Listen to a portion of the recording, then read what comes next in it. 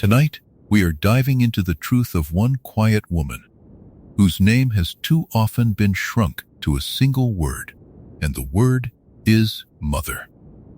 Settle in now, let your shoulders soften, and let the room around you grow dim and warm.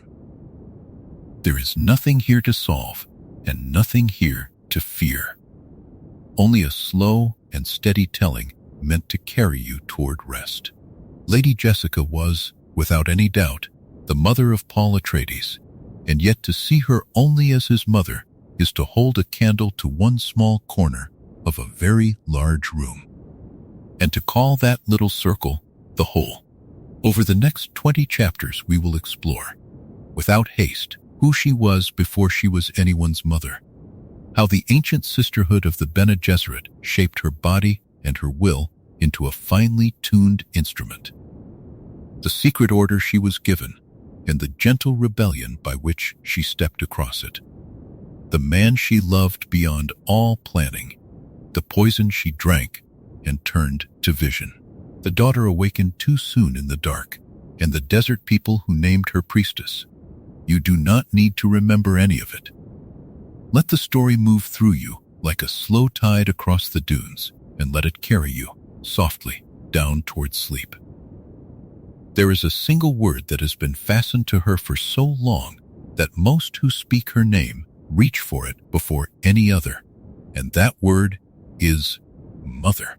And tonight, we are going to loosen it very gently, the way you might loosen a knot that has been pulled too tight for years, working it slowly, patiently, until it comes free and floats a little above the thing it once bound. We are not going to cut it away, for it belongs to her and it is true, and there is nothing false in it. But we are going to let it drift for a while, so that we can look at everything else it has been quietly hiding. She is Paul's mother in blood and in body, and that truth is never once in question here, not for a single breath of this long telling. Yet the frame that holds only that one word is a small frame, a narrow window, and behind it there stand a great many other lives that all belong to the same woman. Let your shoulders soften as we begin, and let the room around you grow dim and unimportant, because this is not a story that asks anything of you. There is nothing to solve tonight, and nothing to fear, only a widening, a slow opening of the frame, the way the dawn does not arrive all at once, but seeps outward across a wide and quiet land until the whole of it is lit, and you cannot say exactly when the darkness ended. We will move like that, without hurry, without any sudden turn, letting each part of her come forward only when it is ready, and letting your own breath slow to match the long, calm sentences that carry us. Consider how strange it is that one word can grow so large in our minds that it eclipses the person who wears it.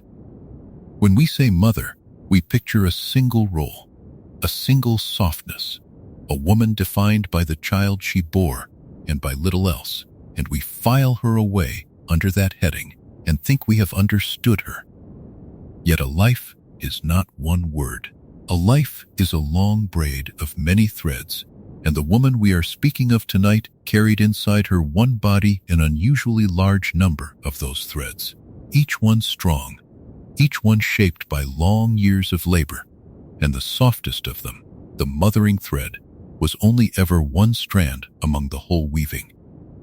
To see her truly, we must let our eyes adjust, the way they adjust when you step from a bright room into a garden at dusk, and slowly the shapes you could not see at first begin to gather themselves out of the shadow. So let us name, very quietly and without yet explaining them, the others who stand behind the softer figure we thought we knew. There is the adept, the woman trained from childhood in disciplines of mind and body so deep that her own flesh became an instrument she could play. There is the vessel, the daughter placed with great care inside a plan far older than herself, meant to carry something forward one careful step. There is the lover, the woman who loved a proud and weary duke past all reason and past all instruction. There is the priestess, who would one day hold the sacred rites of a desert people and become the still center of their inner life. And there is the strategist, the reader of counsels and loyalties, the quiet shaper of a faith and a power that would one day shake the whole of the known worlds. All of them are her. All of them stand behind the word mother, waiting to be seen.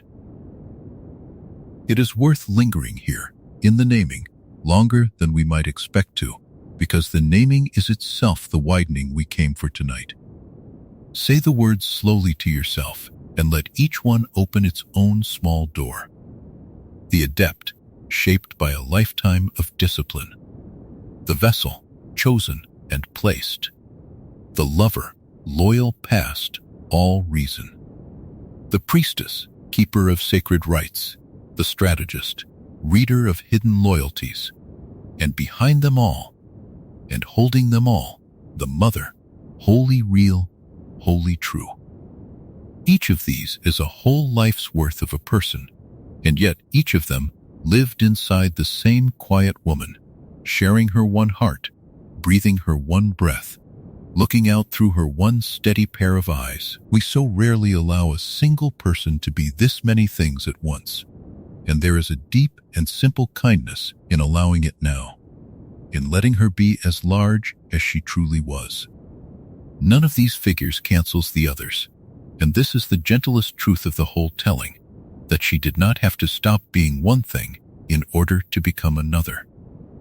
The adept did not vanish when she became a lover. The vessel did not empty when she became a mother. The priestess did not silence the strategist.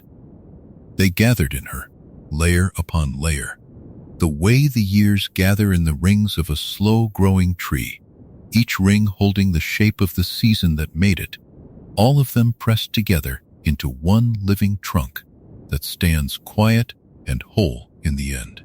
When you look at such a tree, you do not see the separate years. You see only the tree, and yet every year is still there inside it, holding it up. She is like that. The word mother is the bark we see first, and beneath it the whole life is still turning, still holding. We widen the frame gently then, without any hurry at all, and we promise ourselves that we will not rush past any of it. We will begin at the beginning, with a child who had no house and no title, and scarcely even a name of her own, and we will follow her forward through the schools that shaped her, through the plan that placed her, through the love that turned her aside from that plan, and onward into the desert and the poison and the strange, bright destiny that grew around her son. But all of that lies ahead, and there is no need to reach for it tonight. Tonight, we are only loosening the knot, only letting the single word float free above the woman, so that the woman herself can come slowly into view.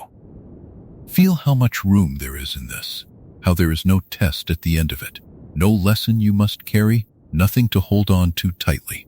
The frame is opening on its own, softly, and all you have to do is let your eyes follow it outward as it opens, the way you might watch clouds unhurriedly change their shape over a wide evening sky, one form melting into the next, no edge ever sharp, everything dissolving kindly into everything else. She was a mother, yes, wholly and truly, and she was also so very much more than that. And the more is not a burden and not a puzzle, it is only a fuller and softer picture, a larger and quieter sky, settling slowly over the small bright star we thought was all there was. So we let the word float there above her, unbound and unhurried, neither taken away nor allowed to shrink her any longer, and we let ourselves settle back into the telling that is about to unfold. We have all the time there is. There is nowhere to be and nothing to finish. There is only this widening frame, this softening light, this slow and gentle drift toward the fuller shape of a woman whose one small name was never large enough to hold her. Let it open. Let it open all the way, and let yourself sink a little deeper as it does, warm and unworried, ready to follow her back to the very beginning of everything she would become. long before she was anyone's mother, long before there was a duke to love, or a desert to cross, or a son whose name would one day be spoken with fear across 1,000 worlds. She was simply a child, and like so many daughters of her kind, she was given over young. This was the way of the sisterhood that shaped her, the ancient order of women who moved quietly behind the thrones of the known worlds. And it was the way that had held for more generations than anyone could easily count. A daughter would be born, and a daughter would be gathered in, carried away from wherever she began and into the schools of the order, and there she would be raised not toward any life of her own choosing, but toward whatever the order needed her to become. She was one such daughter, and her beginning was clouded even to herself. Let us sit for a while with how quiet and how strange that beginning was, and let the strangeness of it soften rather than trouble you. For we are looking at it now from a great distance, the way you might look back on a far country you once passed through, its hard edges gone gentle with the years. She did not know her own lineage. The names of those who had made her were kept from her, folded away in the records of the order and closed to her sight, so that she grew up not knowing whose blood ran in her, whose eyes she might have inherited, whose long dead face might have looked a little like her own. Most children have at least this, a thread back to those who came before them, a story of where they began, but she was given no such thread. Her origins were a secret kept even from the girl who carried them, and she learned very early not to reach for what she was not permitted to hold. Inside the schools of the sisterhood, love was a thing rationed carefully, and purpose was a thing given without limit. This is not to say the place was cruel in any loud or obvious way, for it was not, and the women who taught her were not unkind so much as they were bound, each of them, to a purpose far larger than any single girl. But warmth was measured out in small, careful portions, never poured freely, and a child raised in such a place learns quickly that she belongs first to the order, and only afterward, and only a little, to any wish of her own.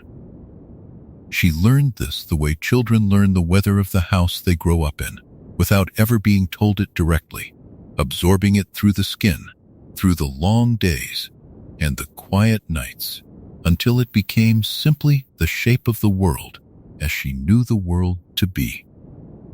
And so her heart formed itself around a particular kind of patience, a particular kind of stillness, the stillness of one who has understood early that wanting a thing too openly is a way of losing it. She did not rage against the rationing of warmth, for she had never known any other way, and a child cannot miss what she has never been given freely. Instead, she folded her own small wishes inward and kept them there, quiet and safe, and she gave the order the obedience it asked of her, and in return, the order gave her the only thing it truly had to give, which was purpose, constant and unwavering, a reason for every hour of every day. There was always something to learn, always some discipline to deepen, always another step along a path whose end she could not yet see. And in that endless purpose, there was a kind of comfort, even a kind of belonging. Her name in those years carried no house behind it and no title before it.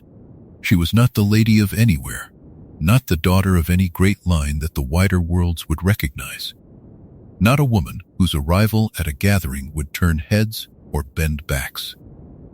She was only a girl of the sisterhood, one among many, known within the walls of the order and unknown beyond them, and her name held nothing but the promise of what she might one day be shaped into. Think of a fine blade that has not yet been forged, only the raw good metal of it chosen and set aside, holding within itself every edge it might someday take, but as yet holding none of them. That was what her name carried in those early years, not an accomplishment, not a station, only a possibility, only the quiet certainty that the order had plans for the metal of her and would in time begin its long, slow forging. It is worth resting here a moment on how young she was when all of this was decided for her, and on how completely the choosing happened without her. She did not ask to be gathered in. She did not choose the order. And the order, in a sense, did not exactly choose her either. For it chose the bloodline and the placement and the possibility, and the girl herself was simply the shape that possibility happened to wear. Yet out of this beginning that was given rather than chosen, a self did grow, real and whole and hers, the way a seed does not choose the ground it falls into, and yet becomes wholly itself in that ground all the same, sending roots down through whatever soil it is given, and lifting a shape toward whatever light there is.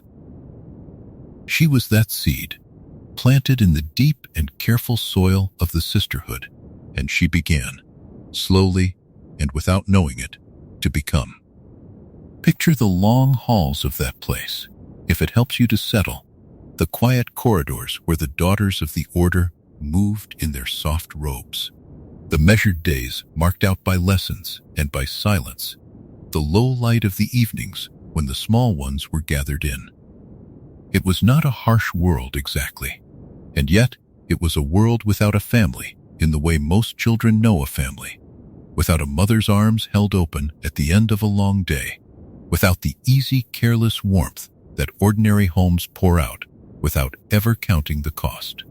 In place of that easy warmth there was purpose, and in place of a family there was the order itself, vast and patient and old, holding her the way a great slow river holds a leaf it carries, not tenderly and not cruelly, simply carrying, onward and onward toward a sea she could not yet imagine. There is a tenderness in imagining her so young, before any of the great turns of her life had come, when she was only a girl learning the long, quiet lessons of belonging to something larger than herself. She did not yet know that she would love a duke past all reason, or that she would step across a plan 90 generations in the making, or that she would drink a poison meant to kill her and rise from it changed. She did not know that a desert waited for her, or that a people who had never heard her name would one day call her by titles of great honor. All of that lay far ahead, unseen, unimagined, gathered up in the mist of a future no child could read. For now, she was simply the given daughter, patient and obedient and quiet, learning the weather of the order that held her, folding her small wishes inward, and carrying in her unnamed name the whole unopened promise of everything she would become. And so we leave her here for tonight, in the schools of the sisterhood, a child among children, loved a little and instructed endlessly, belonging first to the order and only faintly to herself, her lineage clouded, and her name still empty of any title. Let the image of her settle softly in your mind, the young girl in the quiet halls, patient beyond her years, and let it carry you gently downward, for there is no hurry now, no lesson to hold, only the slow unfolding of a life that has scarcely yet begun. Rest here with her a while, in the hush before the shaping, in the long calm dawn before the day. The sisterhood did not merely teach her, in the way a school teaches a lesson that can later be set down and forgotten, for what they did to her went far deeper than teaching, and it is worth slowing down tonight to feel the difference. They remade her from the inside outward, taking the raw good metal of the girl she had been, and working it patiently over many years until she was something new, something finer, something whose whole body had become an instrument of her own will, where another might learn a skill and wear it like a coat, laid on over the self and taken off again at the end of the day. She did not learn her disciplines that way at all. Her disciplines went into the marrow of her. They rewove the fibers of her from within, until there was no longer any seam between the woman and the training, no place where you could point and say, "Here she ends, and here the order's work begins." Let us move slowly through what such a remaking actually meant, for it is a strange and quiet marvel, and there is a kind of peace in following it step by careful step. It began with the smallest things, with the parts of the body that most people never think of at all, never notice, never suspect they might be brought under command. She learned the fine muscles of her own face, the tiny movements around the eyes and the mouth that betray what a person feels before they have decided to show it, and she learned to still them, so that her face gave away only what she chose to let it give. She learned her own breath, learning to lengthen it and slow it and quiet it until it moved through her almost without a sound, a long soft tide she could raise or lower at will. She learned her nerves, the swift small signals that run beneath the skin, and she learned to read them and to rule them, so that fear or pain could rise in her and yet find no easy way out into the open. Deeper still, she learned to reach into places of the body that most people never touch and never suspect can be touched. She learned to slow her own heart, to bring its steady beating down and down until it moved as slowly as a sleeper's, and to feel the great warm engine of herself grow quiet under her attention like a fire banked low for the night. She learned to render poisons harmless within her own flesh, to sense the shape of a harmful thing that had entered her, and to change it, breaking it apart and remaking it into something that could no longer do her harm, so that what would have killed another passed through her and left her whole. Think how deep a mastery that is, to hold so fine a control over the hidden chemistry of the body that death itself, taken in through the mouth, could be quietly undone within. And she learned to remember without forgetting, to take in what she saw and heard and hold it perfectly, laying each thing down in its place so that nothing was lost and nothing blurred. And the whole of her experience stayed clear and ready within her. With all of this came a new way of seeing others, for a woman so finely attuned to the smallest movements of her own body becomes, without effort, a reader of the bodies of everyone around her. She could look at a person and see what they did not know they were showing, the tremor of a hand held a moment too still, the faint change in a scent when fear or desire moved through them, the small tightening at the corner of an eye, the catch of a breath, the shift of weight from one foot to another. Where others saw only a face composed and a manner arranged, she saw the whole restless truth beneath, the currents moving under the surface, the wants and the fears a person carried without ever meaning to reveal them. To be in a room with her was to be more visible than you knew, though she wore this power so lightly and so quietly that those around her rarely felt seen at all, only, perhaps, a little more understood than they could account for. And here is the quiet wonder at the center of it all, the thing that turns her whole story on a single hinge. By the time she was grown, she was less a pupil than an instrument, less a woman who had been taught than a finely tuned thing who happened to wear a woman's shape. Every discipline had gone so deep into her that it was no longer something she did, but something she was. She did not have to summon her stillness, for stillness had become the water she swam in. She did not have to remember to read a room, for reading was as natural to her as breathing, and her breathing itself was a thing she had made obedient long ago. The training and the woman had become one single seamless thing, and when you looked at her, you saw only a woman, calm and gracious and quiet, and you would never have guessed at the depth of the instrument folded behind her stillness. There is a temptation, in describing all of this, to feel that something was lost in the making of her, that a warm and simple girl was hardened into a cold and calculating tool, and it is worth pausing gently to set that fear aside, for it is not the truer picture.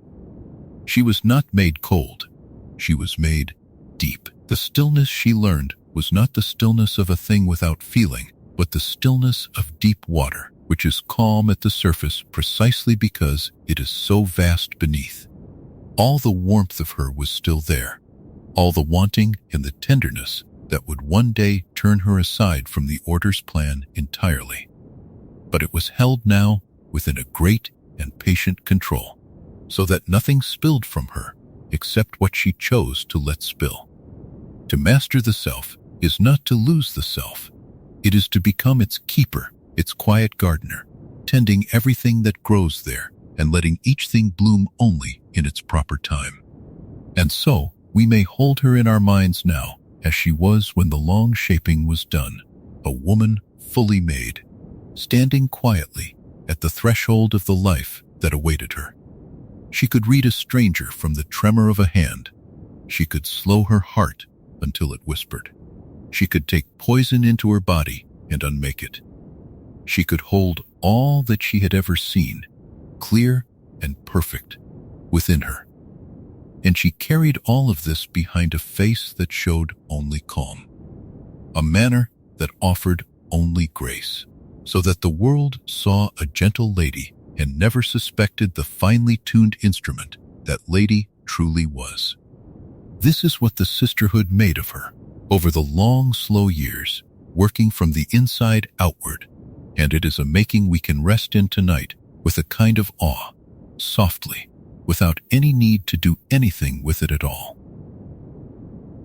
Let the picture of her settle, then, this deep and quiet woman who was so much more than she seemed, and let your own body soften as you hold her there, your own breath lengthening a little, your own heart slowing just slightly toward the calm she carried always within her. There is nothing here to trouble you, and nothing here to solve. There is only the marvel of a woman remade into an instrument of her own will, standing calm at the edge of her story, and there is the long, soft dark all around you, waiting, patient, ready to carry you gently down into rest. Among all the disciplines that had been woven into her over the long years of her shaping, there were two that ran deeper than the rest. Two that the wider worlds would one day whisper about, with a mixture of wonder and fear, though few who whispered would ever truly understand them. The first was a fighting art, a way of moving the trained body in combat that was unlike anything the ordinary soldiers of the great houses had ever learned. And the desert people who would one day take her in gave it a name of their own, calling it the weirding way, as though it were a kind of sorcery. The second was a way of using the voice itself as an instrument of command, a discipline the sisters named simply the voice, and with it a woman so trained could bend another person to an action by pitch and cadence alone. Let us take these two gently, one and then the other, and rest a while in the quiet strangeness of each. The fighting art first, then, though we will not fill this calm hour with any clash or clamor, for that is not what it truly was. The weirding way, as the desert people would call it, was not brute force, and it was not fury, but rather the highest flowering of the same bodily mastery she had learned in everything else.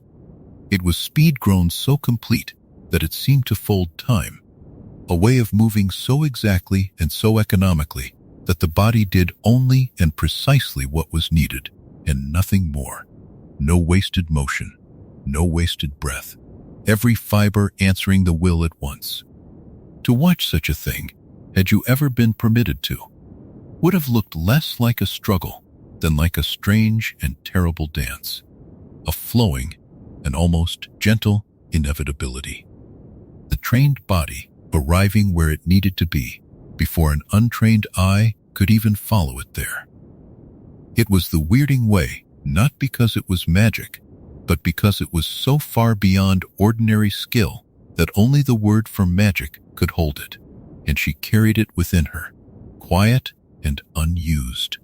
One more depth folded behind her stillness. And then there was the voice, and here we may slow down further still, for of all her powers this is perhaps the strangest, and the softest to consider in the hush of a night like this one. With the voice, she could speak to a person, and, in the very speaking, find the exact hidden string within them and pull it, so that they moved to her will almost before they knew they had decided anything at all. It was not a shout and not a threat. It worked entirely through pitch and cadence, through the precise placement of a tone, through the way a single word could be shaped and weighted and set down at exactly the right moment against the exact grain of the listener's own nature. Every person, she had been taught, is strung like an instrument, tuned in their own particular way by everything they have ever felt and feared and wanted. And the woman who has learned to hear that tuning can play upon it, can find the one note that will move them and sound it. And the listener will answer as a string answers the bow, without ever quite understanding why. Sit for a moment with how deep a knowledge that truly is, and let it be a quiet wonder rather than any kind of unease, for she held it so carefully. To use the voice, she first had to hear the person, fully and truly, to read in an instant the whole of their hidden tuning, the fears they hid even from themselves, the wants they had never spoken, the small particular shape of the self they carried. Only then, having heard all of that in the space of a breath, could she shape her own voice to answer it exactly. So the voice was really a kind of profound listening turned outward into command, and it could not be faked and it could not be forced, for it rested entirely on truly knowing the one you spoke to. This is why it took so many years to learn, and why so few ever learned it well, and why in her, who had learned it as deeply as anyone alive, it lay coiled and quiet, ready, but rarely woken.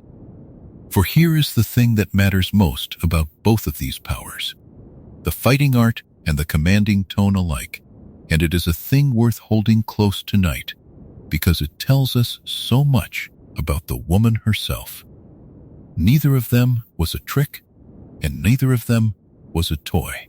They were not clever party pieces to be shown off, not sudden displays to dazzle a room or win a small advantage. They were the ripened fruit of long, long labor, grown slowly across years of the most patient discipline, and precisely because they had cost so much to grow, she held them lightly and she used them sparingly. She had learned, somewhere deep in her long shaping, a truth that the impatient never learn, which is that a gift shown too often becomes a chain. A power revealed is a power that others come to expect, to guard against, to demand, to fear, and the one who shows it too freely soon finds herself bound by the very thing that was meant to make her free. And so she carried these deep abilities the way one carries something precious and quiet in an inner pocket, aware of it always, reaching for it almost never. She could have moved through the world, bending others to her will at every turn, could have swept aside each small obstacle with a word shaped just so, could have answered every challenge with the weirding way and left a trail of astonishment behind her. But she did not, and the not doing was itself a kind of mastery, perhaps the highest kind. She held her powers in reserve, banked low like a fire kept for the true cold, and she let the world see only a calm and gracious woman who seemed to have no need of such things at all. In this restraint, there was a great strength, the strength of one who knows exactly what she can do, and precisely for that reason almost never does it, keeping her depths hidden until the hour when only her depths would serve. There is something deeply restful in this picture of her, when you let it settle, this woman of immense and quiet power who moved through her days softly, using almost none of it. She was like still water over great depth, like a banked fire, like a blade sheathed and unshowing. And in all of that quiet holding there was no strain, only a settled and patient calm, the calm of one at ease with her own strength, because she had no need to prove it. The powers were hers, They would still be hers tomorrow, and the day after, waiting, unspent, ready. And so she had no hunger to spend them, and moved instead through the ordinary hours with an ordinary grace, and let the weirding way and the voice sleep quietly within her until the day the world would ask for them. Let that stillness be yours a moment now, in the hush of this hour, the stillness of great depth held gently in reserve. Let the two deep powers rest where they lay in her, unspoken, unused, folded behind a calm and gracious face, and let your own body grow as quiet as still water, as settled as a fire banked low for the long night. There is nothing to summon and nothing to spend. There is only the deep and patient calm of one who holds much and shows little, and there is the soft dark drawing close around you, unhurried and kind, ready to carry you gently down toward the rest that waits at the bottom of the quiet.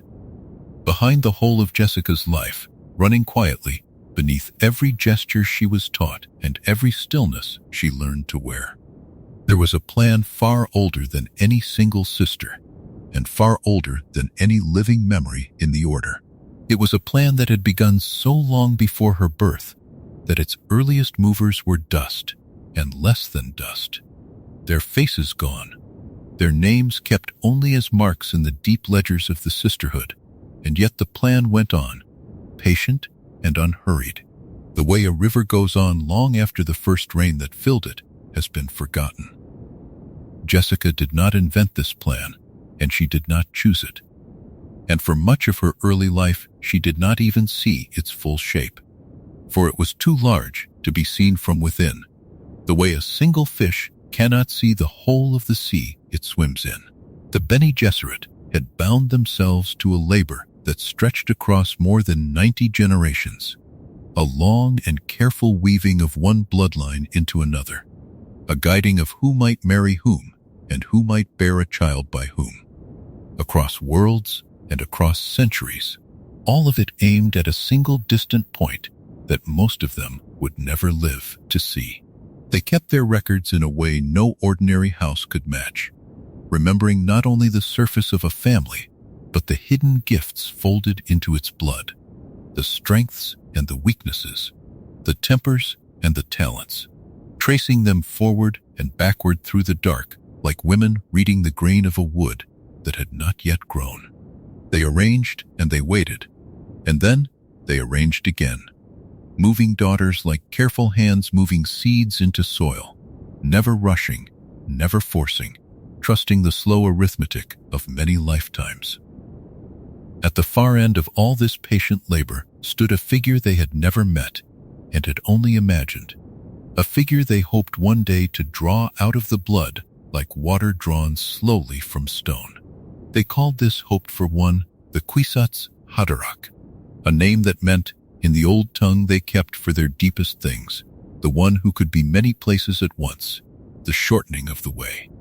He was to be a male, and this mattered greatly to them, for the sisters could reach into the memories of the women who came before them, mother behind mother behind mother in an unbroken line. Yet there was a place in that inner country where no sister could go, a dark and silent region that turned them away and frightened even the strongest among them. They believed that a man of the right blood, made in the right way over the long generations, might stand in that place where they could not stand, and might look through it into both space and time, seeing what had been and what might yet come, bridging the far reaches of the mind the way a bridge joins two banks of a wide and dangerous water. This was the point toward which the whole of the breeding program bent itself, the reason the sisters had watched the great houses so closely for so long, the reason they had placed their daughters with such care into this family and that one, the reason they had kept their ledgers so faithfully across the fall of empires and the rise of new ones. It was a hope so patient that it had become almost a kind of faith, a promise held so long that the holding of it had shaped the holders, and Jessica had been born into the very heart of this holding, a child made ready for it before she could speak. a thread already chosen and already placed within the long weaving. For Jessica was not a stranger to this plan, or a servant hired to serve it from outside. She was a part of it in her very body, in the blood she carried, and had carried since before her first breath, in the mingling of lines that had made her what she was. She was herself a careful step in the sequence, a daughter bred with intention, her mother chosen and her father chosen. Though she herself knew almost nothing of either, her origins clouded and her lineage kept from her as a secret even the sisters guarded. She was meant to be a link, a single link in a chain of women reaching across the centuries, and her task within the great design was quiet and exact and, in the eyes of the Order, small. She was not meant to be the end of the plan or its turning point. She was meant to carry it one more measured step, and then to hand it onward as so many women before her had handed it onward, faithfully and without asking for more. There is something in this that is almost tender and almost terrible at once.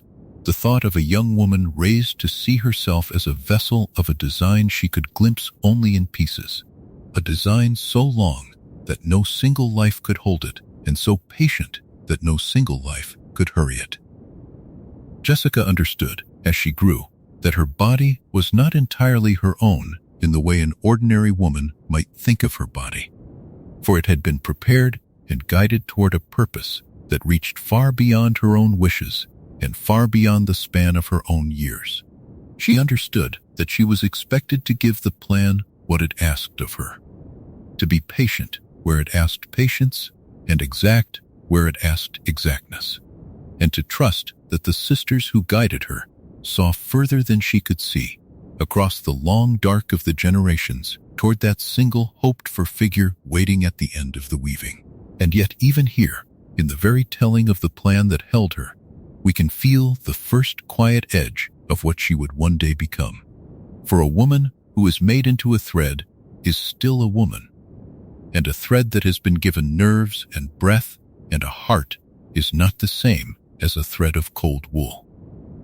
The Order had made her an instrument, and it had placed that instrument within a design of great beauty and great coldness, and it had assumed, as it had assumed of so many daughters before her, that the making and the placing would be enough, that the woman would serve the weaving, and the weaving would go on undisturbed.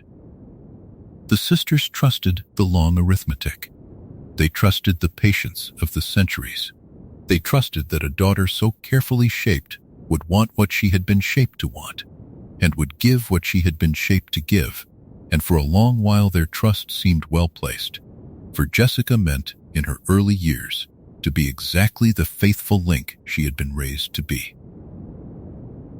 But the plan, for all its age and all its patience, had a blindness folded into it, the same blindness that lives inside every design that treats a living heart as a piece to be moved.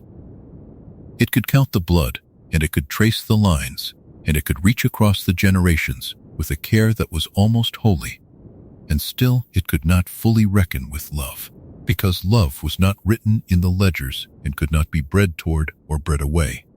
And love waited inside Jessica like a seed of its own, unseen and unmeasured, ready in its own time to move against the whole long weaving.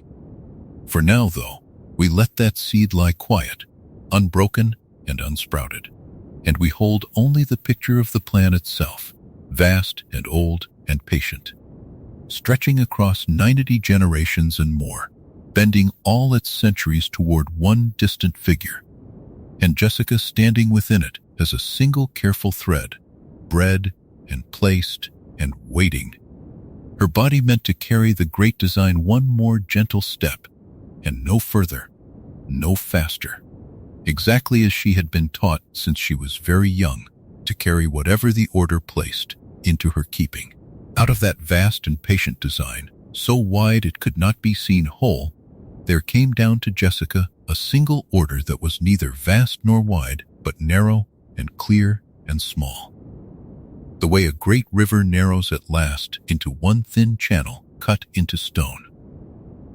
The plan that stretched across 90 generations and more asked of her, in the end, only one precise thing. And it asked it not as a wish, but as a duty, the kind of duty she had been raised since childhood to receive without argument and to carry without complaint. She was to bear a daughter to the Atreides Duke. That was the whole of it, stated so plainly that its plainness hid the great weight resting upon it. A single girl child asked of a single woman, and behind that girl child, the folding shut of an old and bitter wound in the affairs of the great houses. The order was precise in a way that reveals how the sisters thought, for they did not merely wish for a child of a certain blood, they wished for a child of a certain kind, who would be placed in a certain way toward a certain end. The daughter Jessica was to bear was meant to be wed, in her own time, to a son of House Harkonnen, and in that marriage 2 lines that had hated each other for generations were to be gathered quietly into one hand. The feud between Atreides and Harkonnen was old, and it was deep, a feud of blood and grievance and long memory, the kind of hatred that passes from father to son like an inheritance no one questions, and the sisters, who cared nothing for the hatred itself, cared very much for the blood it kept apart. They saw in the joining of those 2 lines a step they had wanted for a long time, a bringing together of strengths that the feud had held stubbornly asunder, and Jessica's daughter was to be the gentle instrument of that joining, a girl born to close a wound that swords had only ever widened. So the order given to Jessica was in truth 2 orders folded into one. She was to bear a daughter, and the daughter was to become a bridge. The mother would carry the child, and the child would carry the plan, and neither of them, in the design of the sisters, was to be more than a careful step in the long weaving. There was no place in the order for Jessica's own longing, and no place for the Duke's own longing, for the order did not concern itself with what any single heart might want. It concerned itself only with the blood and the placing of the blood, and it trusted, as it always trusted, that a daughter of the sisterhood would set aside her own wishes and serve the design, because that was what daughters of the sisterhood were made to do. To carry such an order faithfully asked of Jessica 3 things above all, and the sisters had built all 3 into her over the long years of her training. It asked patience, for the marriage the daughter would make lay far in the future, beyond the horizon of the present, and a woman serving the plan had to be able to wait through years that showed her nothing of the fruit her waiting would one day bear. It asked obedience, the deep and practiced obedience of one who has been taught since she was very young that she belongs first to the order, and only afterward to any wish of her own, an obedience so long worn that it had become almost a part of the body, like the slow steadiness of a trained breath.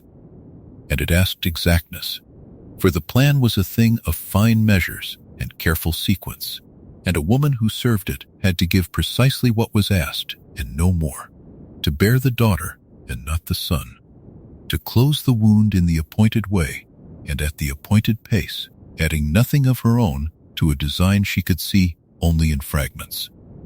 And for a long while, Jessica meant to give all 3. This is a thing worth resting on gently, for it would be easy, knowing what came after, to imagine that she stood always half in rebellion, always chafing quietly against the order she had been given. But she did not, or not at the first. She was patient, because patience had been trained into her nerves. She was obedient because obedience was the shape of the only life she had ever known. The life of a child given young to the schools, raised where love was rationed and purpose was constant, taught in 10,000 small ways that her belonging to the order came before her belonging to herself. And she was exact, because exactness was her craft, the fine-tuning of a whole body toward a single purpose, and she took a quiet pride in her exactness, the way any true instrument, if it could feel, might take a quiet pride in playing the note it was made to play. So she received the order as a womb serving a design, and there is a coldness in that phrase that we should not soften too quickly, for it is the way the order saw her, and, for a time, the way she was willing to be seen. She was a body prepared across the generations to carry the blood one careful step onward. And now she was told which step to carry and in which direction, and she bent herself toward it. She looked toward the Atreides Duke, not first as a man to be loved, but as the appointed father of the appointed daughter. And she looked toward the daughter, not yet conceived as a bridge, already half built in the mind of the order. And she looked toward the far Harkonnen marriage as the closing of a design she had been made to serve. She saw the shape of it, or as much of the shape as the sisters allowed her to see, and she meant to fill her place within it faithfully, the good and finished instrument, doing the work it was tuned to do. Yet, even in her willingness there, was already the small seed of everything that would follow. Though neither she nor the order could see it yet, for the order had given her a task that would place her, day upon day and year upon year, at the side of a living man in a house full of living hearts. It had sent the instrument into a warm room and asked it to stay cold. It had asked patience of a woman, and set that woman where patience would be tested by tenderness.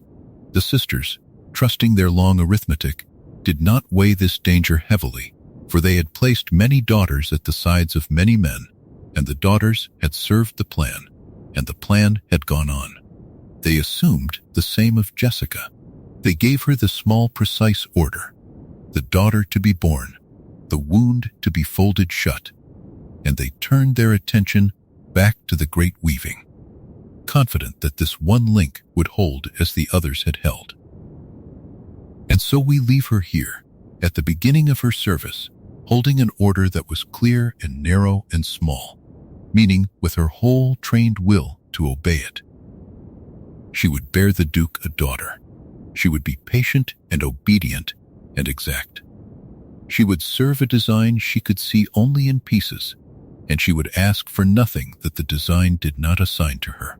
That was the order, and that was her intention, and for a long while the two lay quietly together, the woman and her duty matched and unbroken, before ever the first tender complication came to move between them and set the whole long weaving, in its own slow time, gently and irreversibly astray. When Jessica came at last to House Atreides, she came not as a wife, but as a concubine, and this distinction, which might seem cold to us, was neither a slight against her nor a shame she carried, but simply the shape of the world she had entered. A great duke in those days kept his hand free for the marriages of politics, for the alliances that a formal wedding could seal between one house and another, and Leto Atreides was such a duke, proud and careful and hemmed in by the needs of his line. To wed him would have meant binding him, and binding him would have cost him the one bargaining piece that an unmarried duke holds in reserve, the promise of a marriage yet to be made. And so Jessica came to him as a bound concubine, giving herself and her days to him fully, yet leaving his hand free. And she accepted this arrangement without bitterness, for she understood the reasons behind it far better than most, and because the order that had placed her there had not asked for a crown, but only for a womb serving a design. She entered his house quietly, as she did nearly everything, without noise and without display, and yet, from the moment she entered it, she began, without ever seeming to reach for it, to make herself its center. This was one of the deep arts of the sisterhood, the art of ordering a place from within it, while appearing only to serve it, and Jessica practiced it as naturally as breathing. She learned the household, the way she had been taught to learn any room, reading its people from the small tremors of their hands and the changes in their scent, marking who was loyal and who was merely obedient, who could be trusted with a secret and who carried secrets away in the folds of their coats. She came to know the servants and the guards and the counselors, not as a mistress knows her staff, but as an adept knows the field she moves in. And slowly, without any single visible act of taking, the inner life of the house arranged itself around her stillness, the way iron filings arrange themselves around a hidden lodestone. She ordered the household's inner life with a hand so gentle that few of those it touched ever felt themselves being ordered. The rhythms of the great house, its meals and its rest and its quiet defenses, its small daily rituals of safety in a dangerous time, all of these came under her care, and she tended them with a calm that spread outward from her into the rooms around her. She read the house's enemies as carefully as she read its friends, for a duke's house in that age was never without enemies. And Jessica knew that the deadliest threats came not in open war, but in the poured cup, and the misplaced trust, and the friend who had been bought. So she watched, always watched, standing at the shoulder of a proud man in a dangerous time. And the watching was itself a kind of shield she held over him, and over the whole of his house, though few of them ever knew the shield was there. To the household she was simply the Duke's lady, and they loved her for what they could see of her, for she was calm, and she was gracious, and she carried herself with a quiet dignity that asked for nothing and gave a steady sense of order. They saw a beautiful woman of composed manner who stood at their lord's side and kept his house well and never raised her voice. And they were content with that seeing, as people are usually content to see only the surface offered to them. Very few of them, and perhaps none of them entirely, guessed at the depth of the training folded behind her stillness, at the long years of the schools, at the poisons she could render harmless within her own flesh, at the muscles of her face she could hold or release at will, at the voice she carried and used so sparingly that most who served her never once heard it turned upon them. To them, she was grace. Beneath the grace there was an instrument of great and disciplined power, and she kept that instrument sheathed, revealing it to no one. For she knew that a gift shown too often becomes a chain, and that a woman feared is a woman watched, and that the surest strength is the strength that no one thinks to guard against.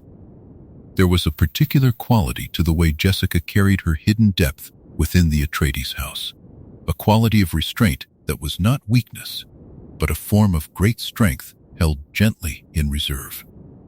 She could have ruled that household openly, could have bent its people with the voice and read its enemies to their ruin, and made herself feared throughout its halls. And she did none of these things, or did them so rarely and so quietly that they left no mark. She chose instead to be the still center, the calm at the heart of a proud and anxious house. And in choosing this, she gave the house something it needed more than it needed a ruler. For a duke standing against powerful enemies needs above all a place of steadiness to return to, a center that does not shake when the outer world shakes. Jessica became that center. She became the quiet to which Leto could come, the ordered inner room behind the disordered outer world. And she built this place, not with power openly wielded, but with attention endlessly given, day after day, in 10,000 small acts of care that no one thought to count. And in becoming the center of his house, she came also, though not yet in the way that would one day undo the plan, to stand very close to the man himself. She stood at his shoulder in his councils and in his private hours, close enough to read the weariness he hid from others, close enough to see the loneliness that a proud man in a dangerous seat must carry alone, close enough to feel the weight of the honor he bore and the enemies who circled him. She had been sent to him as an instrument serving a design, and she served that design faithfully, and yet the serving of it placed her, hour upon hour, within the reach of a living man's grief and a living man's strength. And an instrument so placed, however finely trained, however disciplined, is still a woman standing close to a man she has come to understand better than anyone else alive. But that is a thread we will follow more fully in its own time, and for now, we let it lie quietly beneath the surface, unspoken, the way it lay quietly beneath the surface of those early days. For now, we hold only the picture of Jessica arriving at House Atreides and making it, without ever seeming to reach for it, her own quiet kingdom of care. We hold the picture of the bound concubine who accepted her place without bitterness and filled it more completely than any wife could have filled it. We hold the calm and gracious lady the household saw, and the disciplined instrument they did not see, and the still center she made of herself. At the heart of a proud and dangerous house, there was a patience in this quiet building that belonged to her training and also to something older and warmer than her training. For she was not merely holding a position within a household, but making a home out of a fortress, and a home is made only slowly, through attention repeated until it becomes trust, through care given so steadily that those who receive it forget there was ever a time before it. She had come to serve a design she could glimpse only in fragments, and she served it well. And in the serving she wove herself so deeply into the life of that house that its rhythms became her rhythms, and its enemies became her enemies, and its lonely, honorable master became the man at whose shoulder she stood, calm and watchful and near, in the quiet years before the great change came.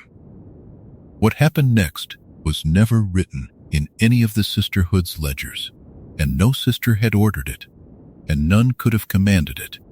And this is perhaps the most important thing to understand about it, that it came into being outside the whole long reach of the plan.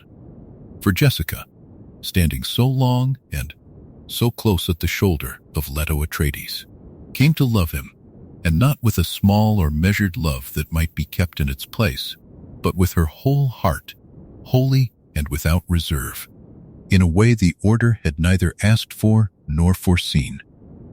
She had been sent to him as an instrument, serving a design, patient and obedient and exact, and somewhere in the quiet years of her service, without any single moment she could have marked as the beginning, the instrument became a woman who loved, and the design, though it did not yet know it, had already begun to slip. She loved his fierceness, the hard, bright courage of a man who would not bend before enemies far more powerful than himself, who held his honor when holding it cost him dearly, and who met the circling dangers of his life with a proud and unyielding face. She loved his loneliness, for she had come to see, standing so near him, how alone a duke must be, how the weight of a whole house rested on him and could be shared with no one, how the very people who loved him could not reach the solitary place where he made his hardest choices. And she loved the weary honor he carried, the tired and stubborn goodness of a man who tried to be just in an unjust age, who bore his griefs quietly and asked for no pity, who gave more than he took and expected, in the end, to be repaid with betrayal, and who went on being honorable anyway. She loved these things in him not as an adept admiring a subject she had studied, but as a woman loves a man she has come to know entirely, from the inside, in all his strength and all his sorrow. And here is the quiet turning of it, the small and enormous shift that no ledger could hold. For in loving him, she began to want something the order had never assigned to her. All her life she had wanted what she had been shaped to want, the good of the sisterhood, the faithful carrying of the plan, the exact fulfillment of the order given to her, and she had taken a real and disciplined satisfaction in wanting these things, in being the finished instrument that desired only what it was made to desire. But now, growing slowly within her like a seed that had waited many years for the right warmth, there rose a wanting of her own, a wanting that belonged to no design and served no plan, a wanting that was simply hers. She wanted to give this man something of her own choosing. She wanted, out of the whole of her love, to give him not what the order required, but what his own heart most deeply longed for. And this wanting, so quiet and so ordinary in any other woman, was in Jessica a kind of gentle earthquake.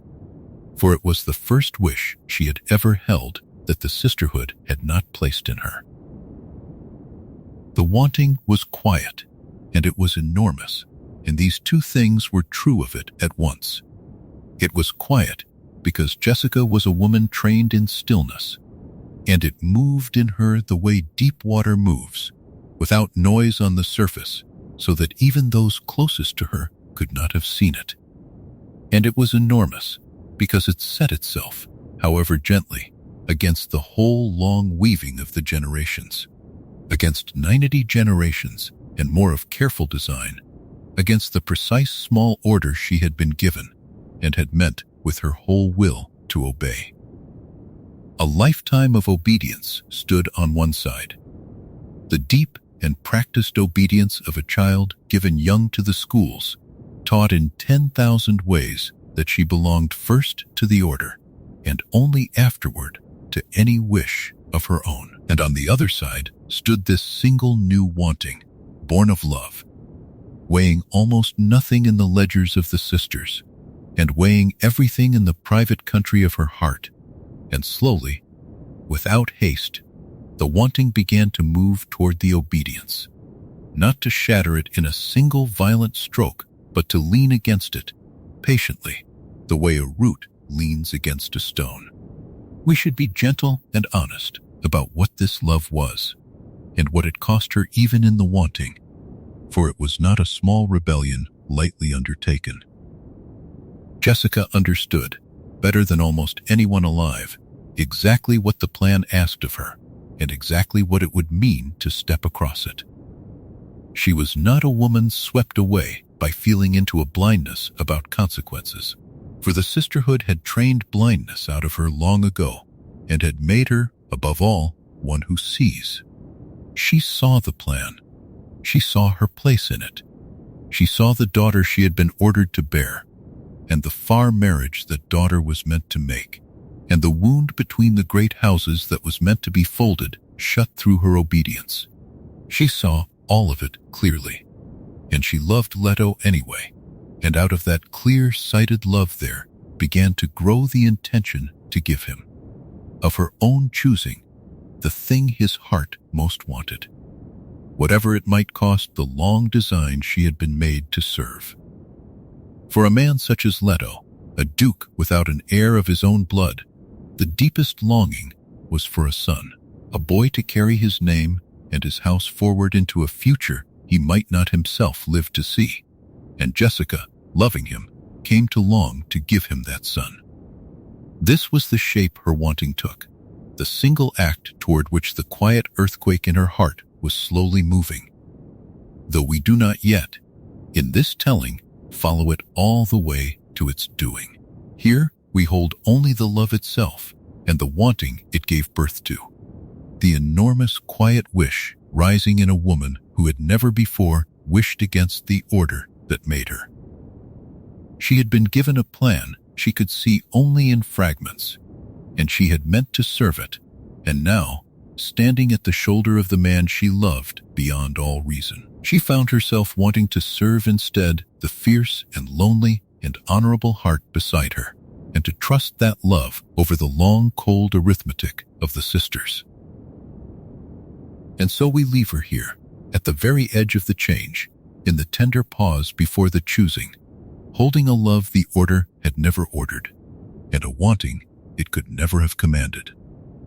The whole long weaving of the generations lay behind her, patient and vast and confident that this one link would hold as the others had held. And within her, quiet as deep water and enormous as an earthquake held in stillness, there rose the first wish that was wholly her own, the wish to give her beloved Duke the son he longed for, a wish moving slowly and gently toward a single act of gentle rebellion. There is a great tenderness in this pause, and a great sorrow folded quietly inside the tenderness. For a woman standing at the edge of such a choosing stands alone in a way that no training can ease, weighing on one side the whole of what she has been made to be, and on the other side, the whole of what she has come to feel. The sisters, far away, trusted their arithmetic and did not feel the ground begin to shift. But it had begun to shift, softly and without noise, in the loving heart of the one woman they had trusted most, to feel nothing they had not placed in her, and the shape of the future had already, though no one yet knew it, begun to bend. There is a kind of decision that arrives quietly, without thunder and without any witness, and this was the shape of the choice that Jessica made in the warm privacy of her own body. The sisterhood wanted a daughter from her, and the wanting of the sisterhood was not a whim or a passing preference, but the settled will of an order that had bent its patience across centuries. A daughter was written into the design like a single careful stitch in a vast and ancient garment, and Jessica had been taught from her earliest years to be that stitch and nothing more, to lend her flesh to the pattern and to step back and let the weaving continue without her fingerprints upon it. Yet she did not give them the daughter they asked for. Out of love, and with her eyes fully open, she chose instead to give Leto a son. We should sit gently with the strangeness of what that choice truly was, for it was not the small and tender thing that the words "a son" might suggest to us on an ordinary evening.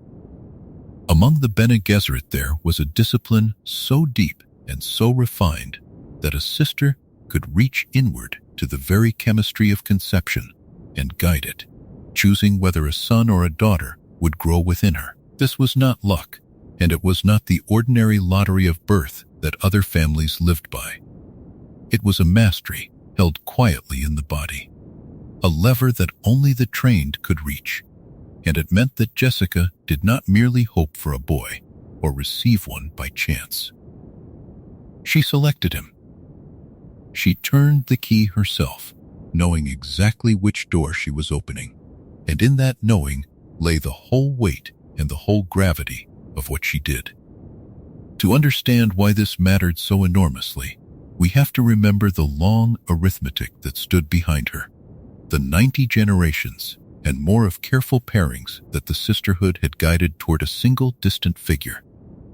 The daughter they wanted from Jessica was meant to be wed to a son of House Harkonnen, so that two bloodlines long set against each other might at last be folded together. And out of that folding, in the following generation and not before, the chosen one might safely come. Everything in the plan depended on order, on sequence, on the right child arriving at the right moment in the right hand. A daughter now, a marriage later, a grandson at the appointed hour. That was the shape of the patience they had asked of her, and Jessica understood every part of it, for she had been raised inside its logic and had once meant to serve it faithfully. But love does not keep the calendars that orders keep, and Jessica had come to love Leto Atreides past the reach of any calendar at all. She knew how her Duke longed for a son, how the wish sat in him quietly beneath his duty and his weariness, and she found that she could not hold that wish at a distance in the name of a design she could see only in fragments. She weighed the cold and distant good of the sisterhood against the warm and present good of the man beside her, and she let her own heart cast the deciding vote. It was not carelessness, and it was not ignorance. She measured the cost as clearly as anyone alive could have measured it. And then she chose to pay it, because the giving felt truer to her than the obeying. And so, in that single warm decision, Jessica set the whole long design shivering. By giving Leto a son, she did not merely swap one child for another, as one might exchange a gift that did not fit. She collapsed the careful sequence of the plan and pulled the future forward. The figure the sisterhood had bred toward across all those generations, the one they called the Kwisatz Haderach, the male who might stand in the place that no sister could stand, was meant to arrive a full generation later than this. Born of a marriage not yet made, shaped by conditions not yet arranged. Jessica, choosing a son, brought that possibility into the world early, out of turn, in a body and a bloodline and a moment that the Order had never sanctioned. She lit a fire that the sisterhood had meant to lay very slowly and to kindle only when everything around it was ready. There is a quiet irony that we can hold softly here, without alarm, for it belongs to the gentleness of the whole story. Jessica did not break the plan by rejecting it. She broke it, if breaking is even the right word, by loving too well within it. The Order had made her into an instrument of exquisite control, had given her mastery over her own body down to the choosing of a child, and then had asked her to point all of that mastery at their goal, and none of it at her own heart. She turned the very gift they had given her toward the thing she wanted most, and the gift did exactly what it was made to do. The precision was theirs. The direction was hers. That was the whole of her rebellion, and it was as quiet as a held breath. We can imagine, if we let ourselves drift toward it slowly, the tenderness and the fear that must have moved together in her during those months. She carried a son she had chosen against the wishes of the only mothers she had ever known, and she carried too the knowledge of what that son might become, for she was not blind to the shape of the thing she had set loose. She had heard the whispers of the plan her whole life, had felt herself to be a thread in it, and now she had taken the weaving into her own hands for the length of a single decision. There would have been joy in it, the plain joy of giving the man she loved the child he longed for. And beneath the joy there would have been a low and steady awareness that she had stepped across a line the sisterhood had drawn in the deep past, and that lines drawn so long ago do not forgive easily, and that consequences she could not yet see were already gathering somewhere beyond the edge of her sight. Yet she did not turn back, and she did not undo what she had done, and there is something in that steadiness that tells us a great deal about who she truly was beneath the softer figure the word mother lays over her. She had been trained to obey, and she had obeyed for a long time, patiently and exactly, as she had been taught since she was very young. But obedience had never been the whole of her, and when the moment came that asked her to choose between the order that had made her and the love that had found her, she chose love with the same calm mastery she brought to everything else. She did not choose it wildly or in a fever. She chose it the way she did all difficult things, with her breath slowed and her mind clear and her purpose settled, which somehow makes the choosing braver rather than smaller. So the daughter they wanted was never born, and the son she chose came into the world instead. And with him came a shifting of the future that no council of sisters had ordered, and none could have commanded. Jessica had taken the long, cold arithmetic of the order and set against it a single warm sum of her own, and the warm sum won. In the years that followed, much would grow out of that quiet decision, more than she could have guessed on the night she made it, and not all of it would be gentle. But the decision itself was gentle, an act of giving offered out of love, and we can let it rest there in our minds like a small, steady flame in a wide, dark room. The moment a woman trusted her own heart over 90 generations of patience, and in doing so quietly bent the shape of everything that was still to come. Having chosen him and carried him and brought him into the world, Jessica found that she could not then set her son down into the ordinary shape of childhood and let him grow the way other boys grew. She could not, because she herself was not ordinary, and everything she knew about how to see and how to breathe and how to hold the mind still was already woven so deeply into her that it moved through her hands and her voice without her deciding it. A mother teaches a child simply by being near him, by the way she turns her head, and the way she answers a question, and the way she waits before speaking. And Jessica was a mother whose every small habit carried the mark of a training that most of the worlds had never even glimpsed. So from his earliest years, without any single moment when it began, Paul was being schooled. And the school was his mother. And the lessons were folded so gently into their days together that he could not have said where the ordinary love ended and the teaching started. She taught him observation first, because observation was the ground on which everything else the sisterhood knew was built.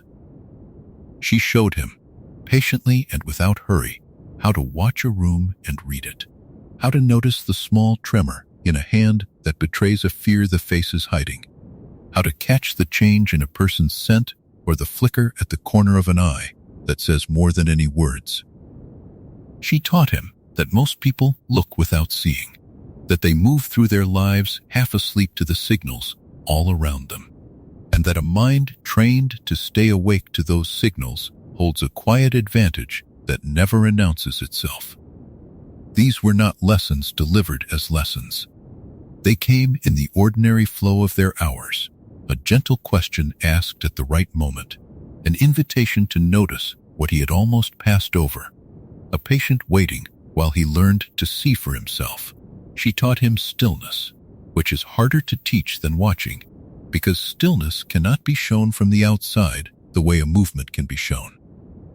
Stillness has to be grown from within, and Jessica knew the long, slow work of growing it, for the sisterhood had grown it in her across many years. She showed her son how to slow his own breathing, how to loosen the grip of fear so that the mind stayed clear when the body wanted to run, how to find a quiet center inside himself that the noise of the world could not reach. A boy who learns this early carries a different weather within him for the rest of his life, a calm that others feel without understanding, and Jessica planted that calm in Paul with the same care she brought to everything, a little at a time, never forcing, always waiting for the ground to be ready before she set down the next seed. And then, most remarkably of all, she began to open in him the early reaches of the voice. This was the discipline the sisterhood guarded most jealously, the commanding tone that could bend another person to an action by pitch and cadence alone. And it was a discipline meant for daughters, for sisters, for the trained women of the order, and for no one else. To teach it to a son was to unlock a door that the Bene Gesserit had kept locked against all men since the beginning of their long work. Yet Jessica taught it to him, not all at once and not fully, but in its early reaches, showing him how a certain weight placed upon a certain word could find the exact string in another person and pull it. She did this half aware of how large a thing she was doing, and half swept along by the plain instinct of a mother who wants to give her child every strength she has to give. We can pause here and feel the tenderness of it, and also the strangeness. Every mother pours herself into her child, hands down what she knows, hopes the child will carry some of her into a future she will not fully see. Jessica was doing that ordinary and universal thing, and yet what she had to pour was extraordinary, was the accumulated art of an order that had spent centuries refining the human body and the human mind into instruments of will.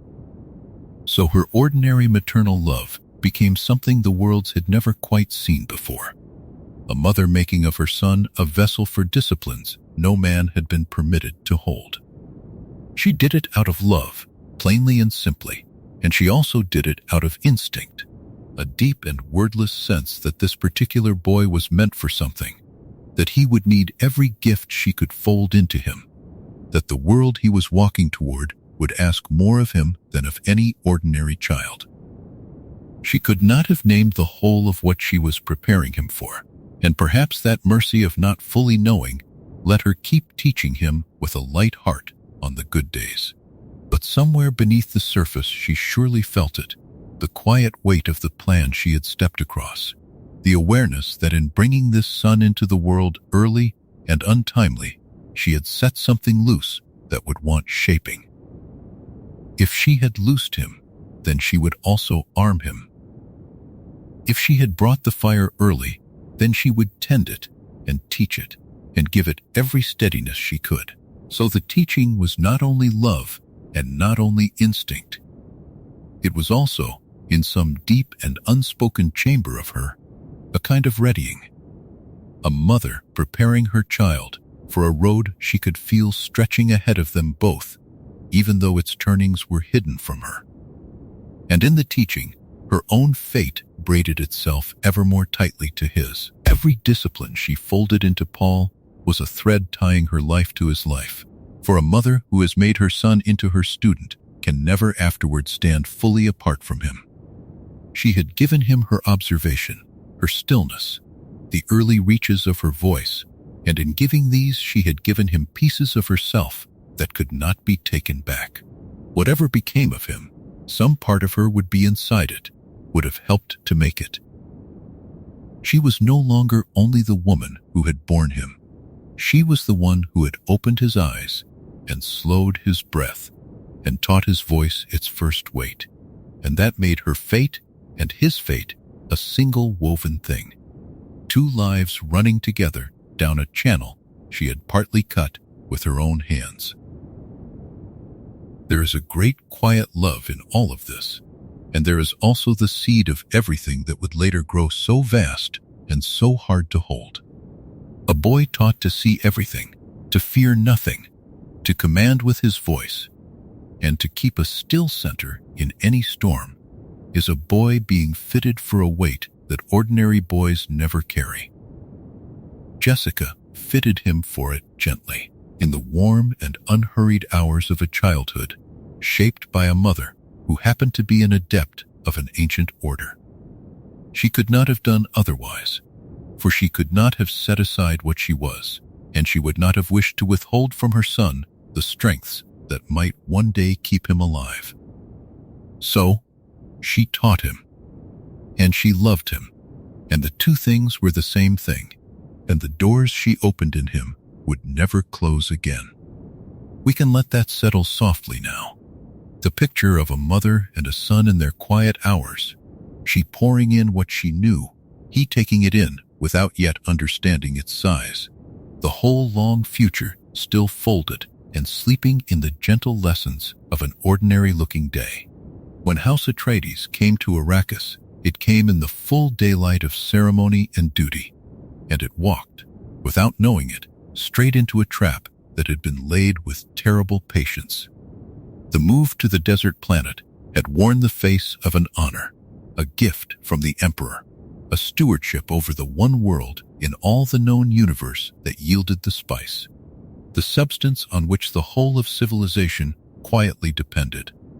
But beneath that face lay a design of betrayal, an old hatred sharpened and set and waiting, and the honor was a lure and the gift was a snare. Jessica felt the wrongness of it long before it closed, for she had been trained to read the shape of a threat in the smallest signs, and the signs were everywhere around her in that new and unfamiliar house of stone and sand. She carried her unease quietly, as she carried everything, but she carried it, and it did not leave her. The blow, when it fell in the night and in fire. The enemies of House Atreides had reached inside its own walls, had turned a trusted man against the house he served.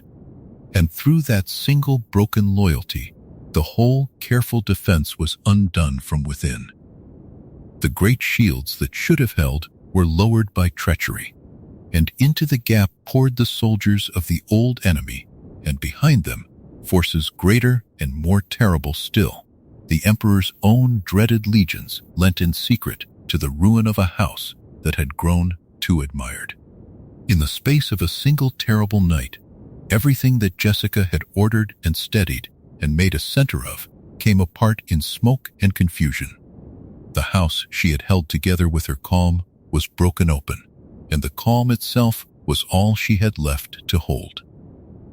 The Duke fell, Leto Atreides, the fierce and lonely and weary man she had loved, passed all the arithmetic of the Order. The man for whom she had chosen a son against the wishes of the only mother she had known was taken by his enemies and lost to her in the collapse. She did not lose him gently at the end of a long life in the quiet way that lovers hope to be parted. She lost him in violence and in ruin, in the middle of a betrayal so total that there was no time to grieve and barely time to breathe. The center of her world, the man at whose shoulder she had stood in a dangerous time, was gone, and the world she had ordered around him was gone with him, and Jessica was left standing in the wreckage of a life with her heart torn open and no time at all to tend the wound. For in the same collapse, she and her son were seized and carried out beyond the reach of any help, bound and taken into the deep desert to be left there for the sand to finish. Their enemies did not intend an honest death for them. They meant to abandon them far from any water and any road, to let the vast and indifferent desert do the killing so that no hand could be blamed, so that the mother and the boy would simply vanish into the emptiness and be forgotten. It was a cruelty dressed as an accident, a murder handed over to the wilderness, and it placed Jessica in a moment as bare and as stripped as any she had ever known. She had gone in a single night from the ordered lady of a great house to a bound captive flung out upon the sand, with her love dead behind her and her child beside her, and nothing ahead but the wide and pitiless dark. And yet, even bound, even flung down at the edge of death, Jessica was not empty, for the enemies who threw her into the desert had thrown away something they did not understand. They saw a woman and a boy, a concubine and a child, soft things easily left to die. They did not see the instrument beneath the woman, the years of training folded behind her stillness, the disciplines of nerve and breath and voice that the sisterhood had built into her from her earliest years. They had taken her titles and her house and her love, but they could not take the thing she truly was, because that thing lived in her body and her mind where no hand could reach it. In the very hour when everything outward had been stripped from her, what remained was the deepest layer of all, and that deepest layer was enough. We can feel, if we move toward it slowly, the enormity of what she held together in that moment. Her heart was broken with a fresh and terrible grief, for Leto was newly lost and there had been no time to mourn him. Her body was bound, and her situation was as near to hopeless as a situation can be. Beside her was her son, frightened and untrained in the full disciplines she carried, depending on her utterly. And around them stretched the desert, immense and silent, and caring nothing for either of them. A person untrained would have been undone by any single one of these weights, and Jessica bore all of them at once, and bore them while keeping the clarity of her mind, because the sisterhood had taught her that fear is a small death to be met and passed through and let go. She met it. She passed through it. She did not let the terror close her mind, and a mind that stays open in such an hour can find the one thin thread that leads out of the dark. So even as she grieved, even as the sand and the night pressed in, some deeper part of her was already watching and reading and waiting for the small opening that her training had taught her would come. She had lost the man she loved and the world she had built, and she was down to almost nothing, and yet the almost nothing that remained was the most refined instrument of will that the known worlds had ever produced. The desert had done to her what the desert does to everyone it takes. It had stripped away everything soft and everything given and everything worn on the outside, and it had left the bare truth of the person beneath. And the bare truth of Jessica was not a broken lady weeping in the sand. It was a survivor, a strategist, an adept whose will did not break when her world broke, a woman who could hold a terror and a grief and a fear in her two hands and still keep her eyes open and her mind clear. This is the low point of her long story, and it is right that we let it be low, that we do not rush past the fullness of what she lost on that night. She lost Leto. She lost the house and the order and the center she had made. She lost, in a single stroke, the whole outward shape of the life she had chosen, love to build.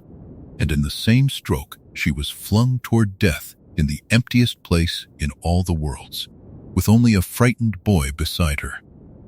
There is no gentle way to make that loss small, and we should not try. But there is a quiet comfort we can rest in even here, and it is this, that what the enemies could not take from her was exactly the thing that would carry her forward, and that the desert, which was meant to be her grave, was about to become the ground of everything she would still become. So we hold her here for a moment in the dark, grieving and bound, and stripped down to her truest self. And we let that truest self begin, very slowly, to turn toward the long night of sand and the hidden people waiting somewhere within it. Out of the wreckage of that terrible night, Jessica and Paul fled not toward help, but away from it, deeper and deeper into the one place their enemies believed no one could follow, the vast and open desert of Arrakis. There was a bitter mercy in the very emptiness that had been meant to kill them, for the great houses and the soldiers and the machinery of power did not reach into the deep sand. The powerful of the worlds lived along the edges of the desert, in the cities and the strongholds where water could be hoarded and comfort could be built, and they turned their faces away from the endless dunes that no army wished to cross. So as Jessica and her son passed out of the settled lands and into the wilderness, they passed also out of the reach of the ones who had ruined them, trading the danger of pursuit for the danger of the desert itself, which was a different danger, and for two people trained to survive, a smaller one. But the deep desert was not truly empty, though the powerful believed it so, and this was the secret that would change everything. Hidden within that immensity, moving through it as though they belonged to it, lived the Fremen, the desert people, a folk the great houses barely counted and rarely understood. They had made the wilderness their home across long generations, had learned to draw water from the very air and from the bodies of their own dead, had learned to walk without rhythm across the sand so that the great worms would not come, had built a whole civilization in the folds of a place that everyone else thought could hold no life at all. Into the country of these hidden people Jessica and Paul now came, two fugitives stumbling out of a broken house into the territory of a wary and watchful folk who owed them nothing and trusted no outsider. And here, in this new and desperate country, the disciplines that the sisterhood had built into Jessica became the plain tools of staying alive.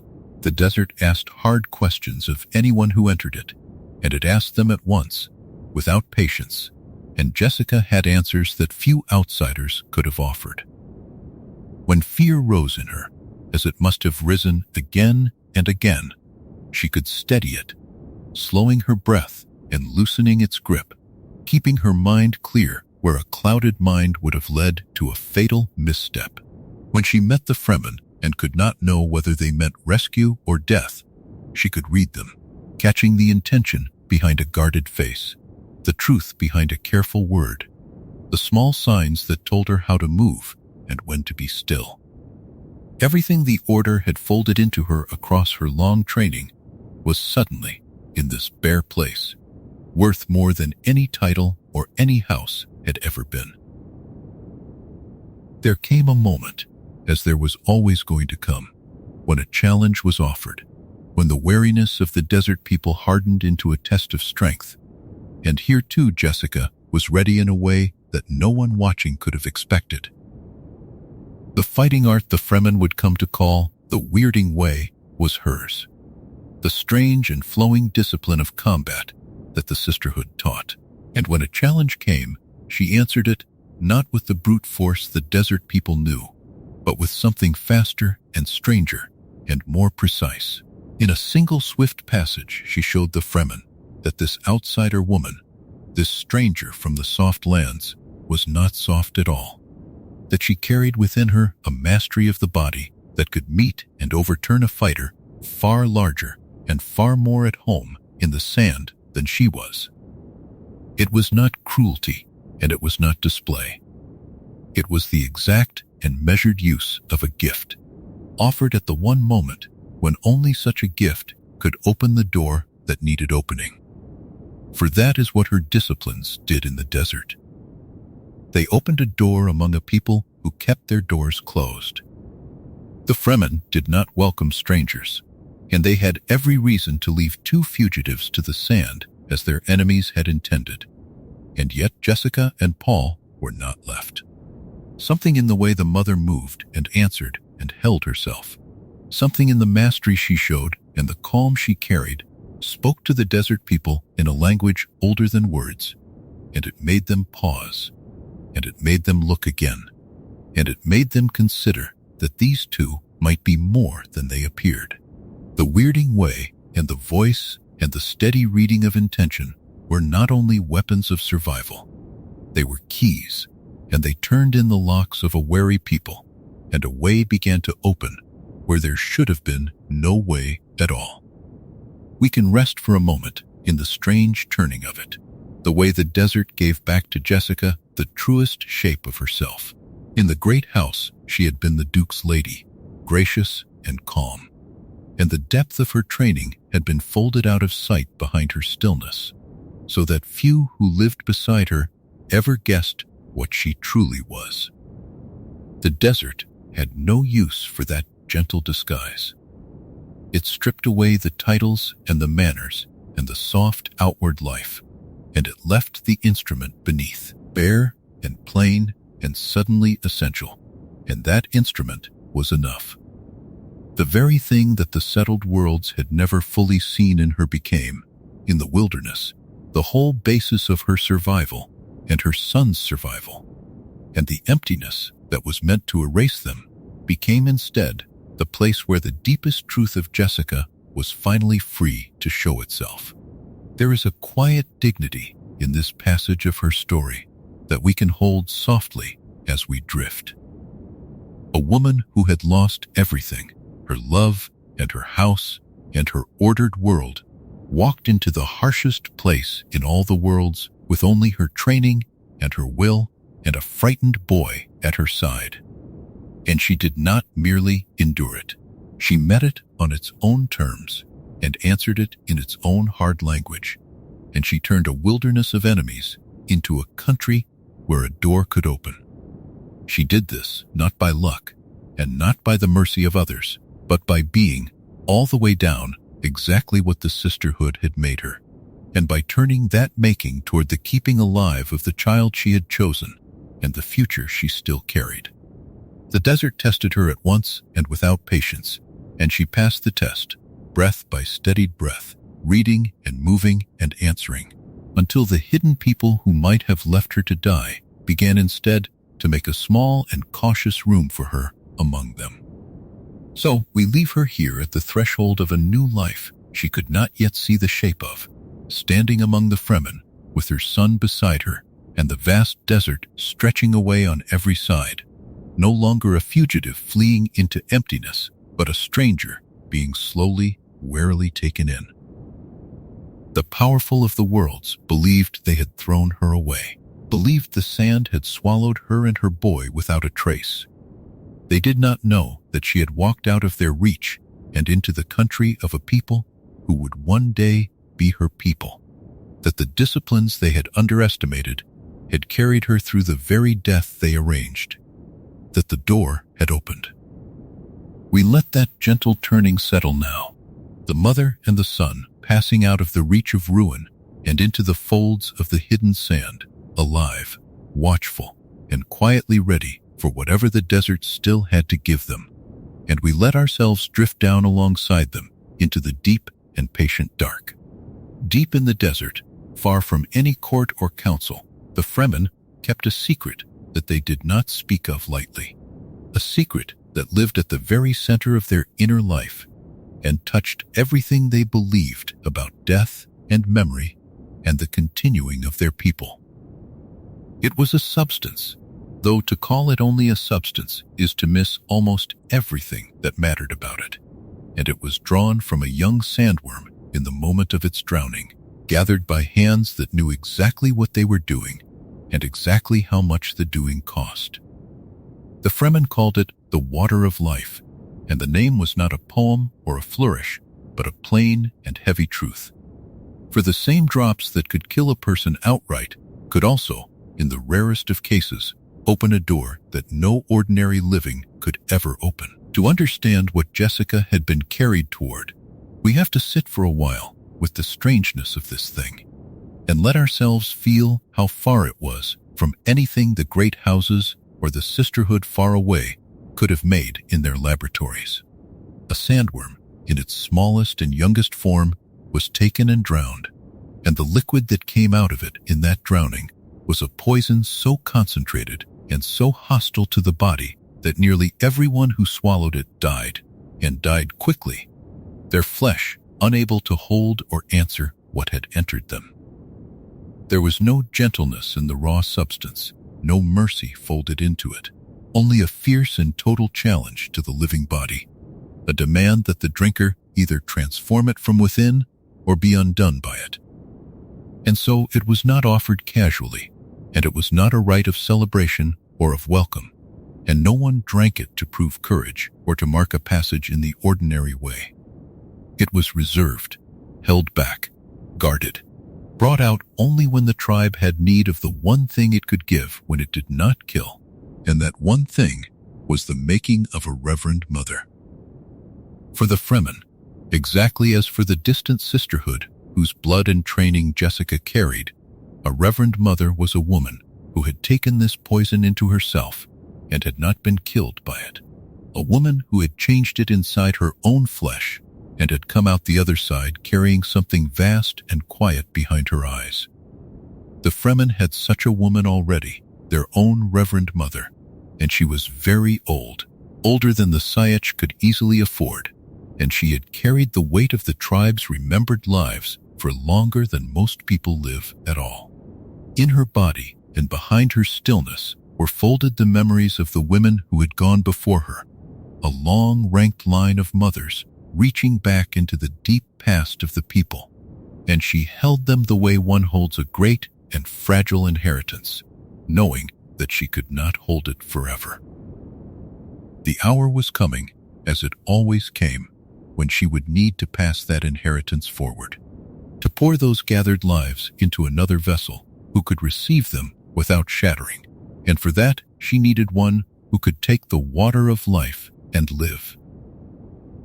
This was the shape of the need that waited in the Sayach when Jessica came in from the sand, and it is worth understanding that the need was old and patient and had nothing to do with her arrival, that it would have been there whether she came or not. The Fremen did not know, when they first took the measure of this strange desert woman, with her uncanny stillness and her weirding way, that she was precisely and improbably suited to the thing they most required. That far away and long ago a sisterhood had labored over generations to make bodies that could survive exactly this ordeal. They only knew that she was unlike the outsiders they had seen before, that something in her bearing spoke of a discipline they recognized in their own Reverend Mother, and that recognition was the first thread of a possibility neither side had planned. For the truth, quiet and astonishing, was that the sisterhood far away had prepared Jessica's body for this very cup, though it had never meant her to lift it here, in this place, so soon, and under these conditions. The long training that had reshaped her nerves and her breath and the smallest workings of her flesh had made her, among other things, into a woman who could take a poison into herself and change it, who could stand at the terrible threshold the water of life set before its drinkers and cross it rather than be broken. This was one of the deepest of the sisterhood's arts, and it had been folded into Jessica alongside all the rest. waiting silent and unused, a capacity she carried without often thinking of it, the way one carries the ability to run without running. But the sisterhood had imagined this ordeal happening in its own good time, within its own walls, watched over by its own women, as a controlled and ceremonial passage in the measured life of an adept who had earned it. They had not imagined the deep desert, or the drowning of a Fremen sandworm, or an aging tribal Reverend Mother whose time was short, or a young mother newly widowed and hunted, carrying survival on her shoulders and a second life quietly beneath her heart. The design and the desert had met in a way no sister had drawn on any chart, and the meeting placed the most dangerous of all the sisterhood's tests directly in Jessica's path, far sooner and far harder than any plan had ever meant. It is worth resting a little longer on how strange and how precise this readiness was, for there is something almost unbearably quiet about a body carrying, all unknowing, the answer to a need it has not yet met.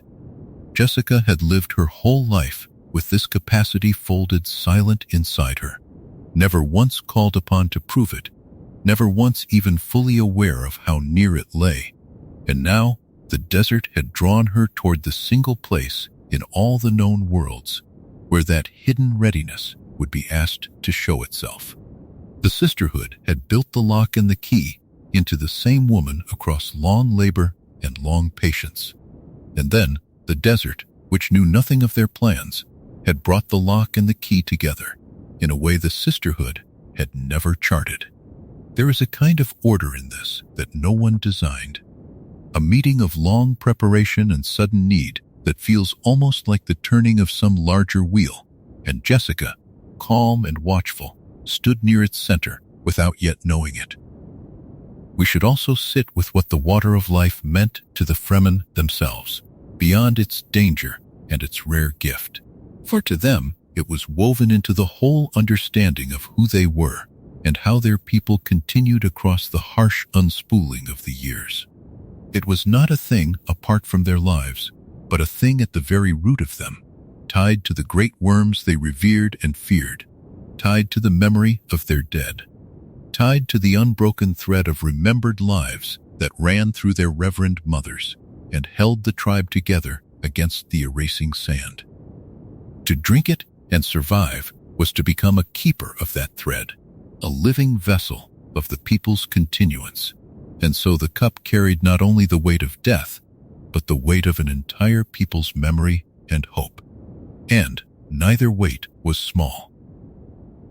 So as Jessica settled into the strange rhythms of the Sayach, learning its ways and earning by slow degrees the wary trust of a people who trusted almost no one, this waiting cup drew closer, unseen and unhurried, held in the folds of a need older than her presence there. The Fremen watched her, and their Reverend Mother watched her most of all, measuring with tired and knowing eyes whether this woman from beyond the sand might be the vessel the tribe required, the one who could take the burden that could not be carried much longer. And Jessica, for her part, moved through those days with her trained calm intact, not yet knowing how near she stood to the oldest and heaviest of all the doors her body had been built to open. A door drawn from the drowning of a worm, guarded across the generations, and about to swing wide before her in the dark heart of the desert. When at last the hour came and the cup was brought to her, Jessica did not turn away from it, though she understood better than almost anyone in that dim and crowded chamber what she was being asked to do, and how few had ever done it and lived. She had been prepared for this without knowing she would face it here, and now the preparation and the need and the terrible substance all met in a single quiet moment. And she lifted the water of life and drank it, taking the poison into her body with the calm that her training had built into her over a lifetime of shaping. There was no turning back once the drops had passed her lips, and she knew that too. And she drank anyway, because the desert and the tribe and the aging Reverend Mother had left her no gentler road. What happened inside her then was not a thing that can be watched from outside, for to those in the chamber she may have seemed only very still, a woman gone inward and far away. Her breath slowed almost to nothing, her whole body given over to a struggle no eye could follow. But within her flesh, a war was being fought and won. For the poison that would have killed an ordinary person was being met and answered and changed, transformed from within by the deep arts the sisterhood had folded into her long ago. She found the hostile thing that had entered her, and she did not resist it with fear or with force, but with the trained and total command she held over the smallest workings of her own body, altering it, rendering it, turning what was death into something her flesh could hold. And as the poison changed, a door swung open in her mind, and through that door came a flood that no ordinary life could have imagined or prepared for. The ranked and waiting memories of every Reverend Mother who had come before. They were there all at once, a long line of women reaching back and back into the deep past, each one who had taken this same cup and survived it and passed her gathered lives forward to the next. And now, the whole of that inheritance poured into Jessica in a single overwhelming moment. It was not a story told to her slowly, but a torrent arriving entire, centuries of lived experience and remembered knowledge unfolding inside a single mind. A chorus of women speaking together in the quiet vast chamber of her awakened self. To hold such a thing without being swept away was itself an ordeal as great as the poison. For a mind can drown in too much memory as surely as a body can drown in too much water. And many who might survive the substance could still be lost in the flood it released. But Jessica held, drawing on every discipline the sisterhood had ever built into her, on the stillness and the ordering and the trained refusal to be overwhelmed. And she received the long line of mothers into herself without shattering. She let them come, and she made a place for them. And she did not lose the thread of who she herself was, even as she became, in a sense, all of them at once, a single woman carrying a multitude behind her calm and open eyes. When she rose from that ordeal, she was no longer only an adept, no longer only a finely trained instrument of the distant sisterhood, but a true Reverend Mother in the fullest and oldest meaning of the word. She had crossed the threshold that only the rarest could cross, and she had come out the other side carrying centuries of other lives folded quietly within her. Older now in a strange and real sense than her own years could account for, a young woman with an ancient inheritance seated behind her stillness. The tribe had its new vessel. The aging Reverend Mother could at last set down the burden she had carried too long, and the long inner memory of the people had found a place to continue. There was a particular loneliness in what Jessica had become, though it was a loneliness she carried with the same grace she carried everything else, for no one around her, however close, could truly know what it was to hold so many lives at once. She could reach now into the remembered experience of women dead for generations, could draw on their knowledge and their instincts as if they were her own, could feel the long weight of the tribe's continuance settled into her like a second and heavier heartbeat. And she was still herself, still Jessica, still the woman who had loved a duke and borne a son and fled into the sand. But she was that woman surrounded now by a great and quiet company that only she could hear. We should linger a little on what it is to hold so many lives and still remain oneself, for this is perhaps the strangest of all the things that had happened to her, stranger even than the changing of the poison. A lesser vessel, or an untrained one, might have been dissolved into the multitude, scattered among the many voices until no single self remained to answer to her own name. And this was the true peril hidden inside the gift. But Jessica had been made for exactly this holding, and she did not let the many drown the one. and she moved through the flood as a swimmer moves through a great current, carried by it, and yet never lost within it, keeping always the thread that led back to herself. In this, she showed the deepest purpose of all her long shaping, that the sisterhood had built her not only to survive the poison, but to survive the memory, to be a place large enough and ordered enough to hold centuries without breaking. There was, in the aftermath, a quiet and profound tiredness in her, the tiredness of one who has carried something immense across a great distance and set it down at last. And yet it was not only weariness that filled her, but a strange new fullness. She was more than she had been in the morning, richer and heavier and older within, and she would never again be a single simple life moving through her days, for she carried now a company that would never leave her. The Fremen who watched her rise from the ordeal saw only a woman returning to herself. But Jessica knew that the self returning was not quite the self that had gone in, that she had crossed a threshold from which there is no coming back, and that she would wear the marks of that crossing invisibly for the rest of her years.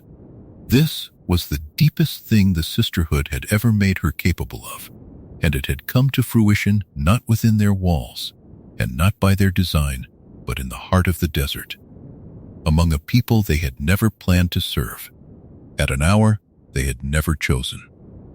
The art was theirs, folded into Jessica across the long labor of her training, but the moment and the meaning were the desert's. And in surviving the water of life, she had turned the sisterhood's most guarded capacity toward a wholly new purpose. She had become a Reverend Mother of the Fremen, carrying their remembered dead and their living need, and the faraway order that had shaped her had no hand in this, and no knowledge of it, and no claim upon it. So she stood, changed and quiet, in the dim chamber where she had drunk what should have killed her, a woman remade one more time by forces older than any court, carrying now not only her own single life, but the ranked lives of all who had gone before along this hidden road. The instrument that the sisterhood had built had proven itself at the ultimate test, and it had proven itself far from home and far off the plan, in service to a people the plan had never counted. And Jessica, older within than without, full of voices only she could hear, gathered herself with her trained and unbroken calm, and turned toward whatever the desert would ask of her next, carrying centuries behind her eyes and a new and heavier grace in her bearing. There is one part of that ordeal we have not yet touched, and it is the part that Jessica would carry as a quiet ache for a long time afterward. For at the very hour she drank the water of life and changed it within her, and received the long line of mothers into her mind, she was already carrying her second child.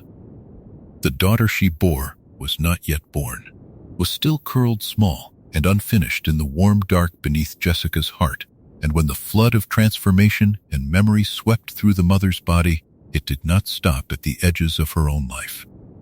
It reached inward and downward to the unborn girl, and it opened in that tiny and unready mind the same vast door that had opened in Jessica's own. And so the child was awakened before she had ever drawn a breath in the open air. To feel the full strangeness of this, we have to hold two things together gently: the ordinary tenderness of a mother carrying a child, and the almost unimaginable thing that happened to that child in the womb, and let them sit side by side without hurry. Every mother who has ever carried a daughter has carried a small, unfinished life growing quietly toward its first day, unknowing and unformed, waking slowly into itself over the long months in the dark. But this daughter did not wake slowly, for the torrent that made Jessica a Reverend Mother poured into the unborn girl all at once. The same ranked memories of all the women who had gone before, the same centuries of gathered lives, arriving in a mind that had not yet learned even the simplest things a mind first learns. So the child, whom Jessica would name Alia, was made knowing while she was still curled in the darkness beneath her mother's heart, opened too early and too completely to the full ancestral torrent that no unformed mind was ever meant to receive. Where Jessica had met the flood with a lifetime of discipline and a trained refusal to be overwhelmed, the unborn daughter had nothing. No schooling, no built stillness, no ordering art to make a place for the multitude that suddenly filled her. She simply received it all, whole and entire, before she had any self of her own strong enough to stand against so vast a weight. And in that receiving, she was changed in a way that could never afterward be undone. Jessica understood the danger even as it happened, and this is one of the heaviest things she ever carried. For in the very moment of her own great transformation, in the flood of her own becoming, she felt what was reaching her unborn daughter and knew what it might mean.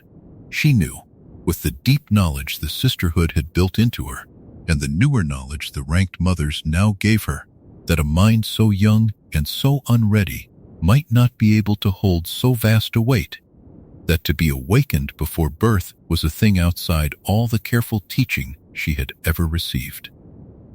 There was no undoing it, no drawing the flood back out of the child, no gentle way to close a door that had already swung wide, and so she carried the knowledge alongside the life, a fear folded quietly against a love.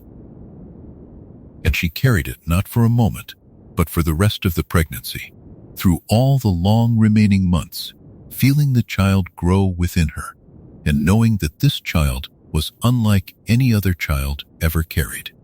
A daughter already full of other lives before she had begun her own. There is a particular tenderness and a particular sorrow in a mother who loves a child she cannot protect from a thing that has already happened, who feels the small life turning within her and knows that it carries a burden no infant was ever meant to bear. Jessica held both the love and the fear together with the trained stillness she wore over everything, and she did not let the fear master her, but neither could she set it down, for it was fastened now to the very life she was bringing toward the world. We should sit for a moment with what it means to be born already knowing, for it is a thing so far outside ordinary life that it can be hard to feel from the inside, and yet Jessica felt it from as near as anyone could. A child ordinarily comes into the world empty of memory and slowly gathers a self, learning faces and words in the shape of its own small world over patient years. And in that slow gathering, there is a kind of mercy, a growing into weight rather than a sudden bearing of it. But Alia would come into the world already carrying the ranked lives of countless women, already old within before she was new without, a knowing infant in whom the deep past and the first breath would arrive almost together, and no one, not even her mother, could fully imagine what such a beginning would make of her. We should sit too with the loneliness of that knowledge, for there was no one Jessica could fully share it with, no one who could stand beside her in the strange grief of loving a child already altered beyond all repair. The Fremen around her honored her and needed her, but they could not know what it was to carry a daughter awakened in the womb, and even the ranked mothers within her, who knew so much, could offer no remedy for a thing that had already come to pass.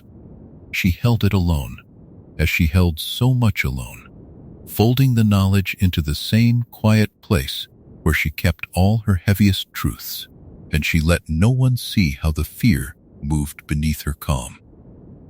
In this, she was very much the woman the sisterhood had made, able to bear in silence what would have broken a less trained heart, and yet she was also simply a mother, feeling her child turn within her and wishing, against all her clear knowledge, that things might have been otherwise.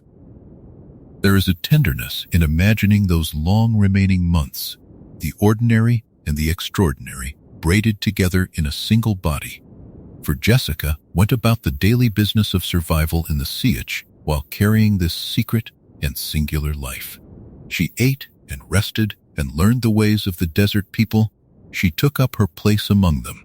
She moved through the small necessities of each day, and all the while beneath her heart there grew a daughter unlike any other, quietly full of the lives of the dead.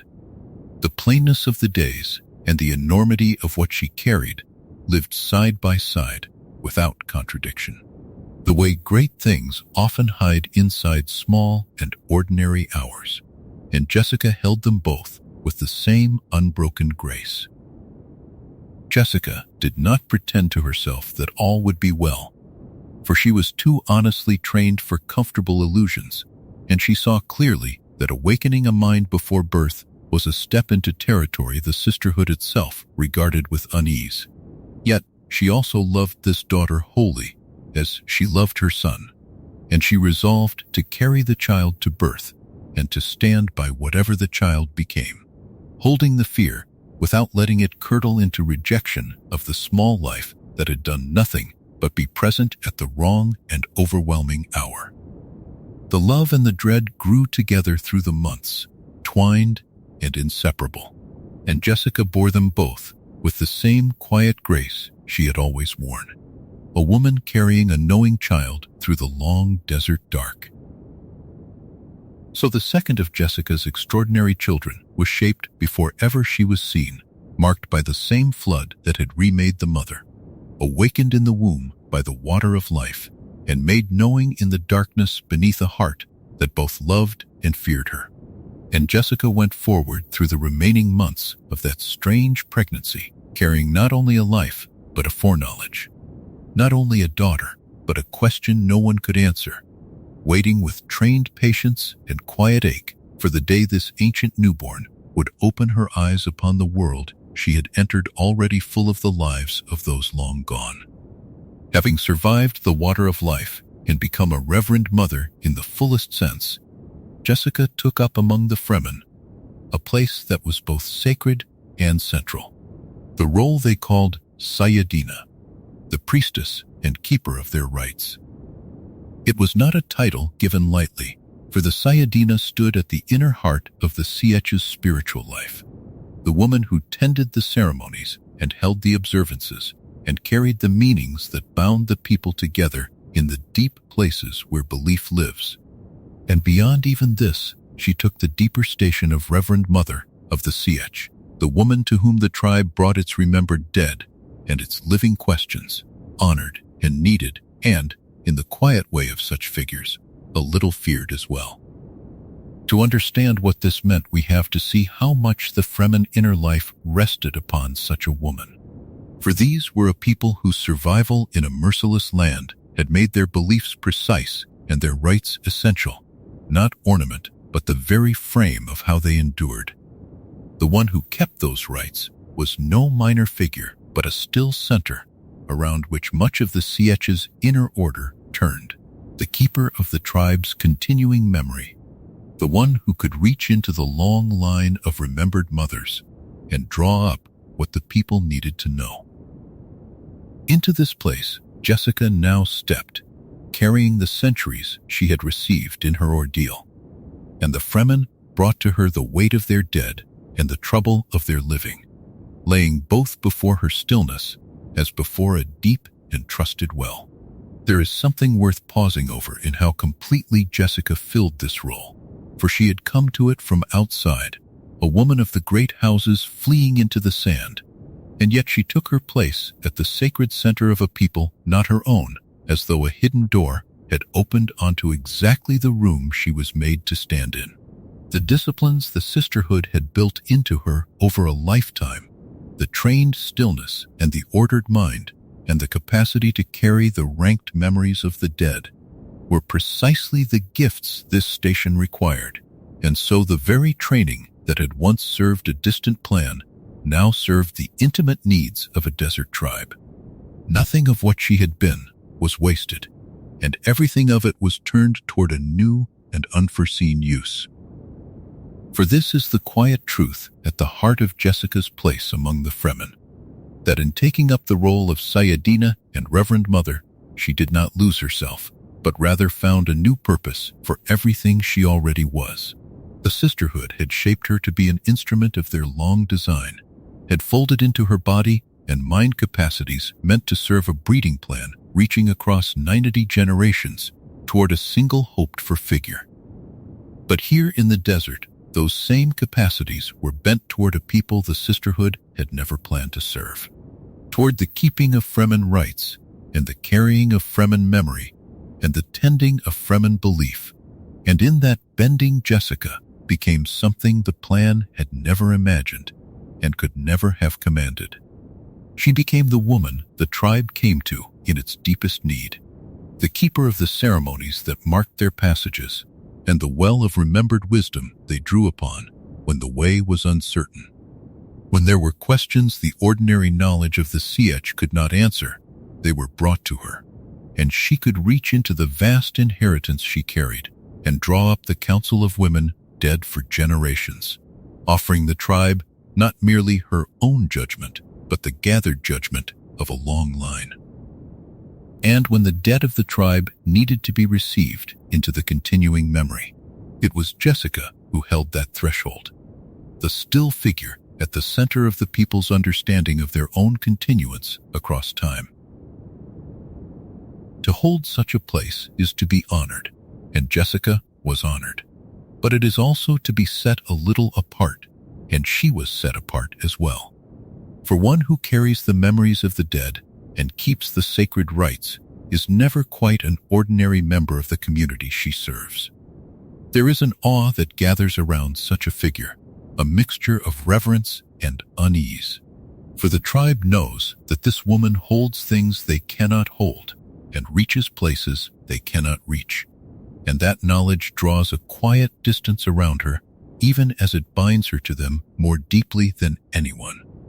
Jessica wore this distance as she wore everything else, with a trained and gracious calm, standing at the center, and slightly beyond it at once, needed and revered and faintly feared.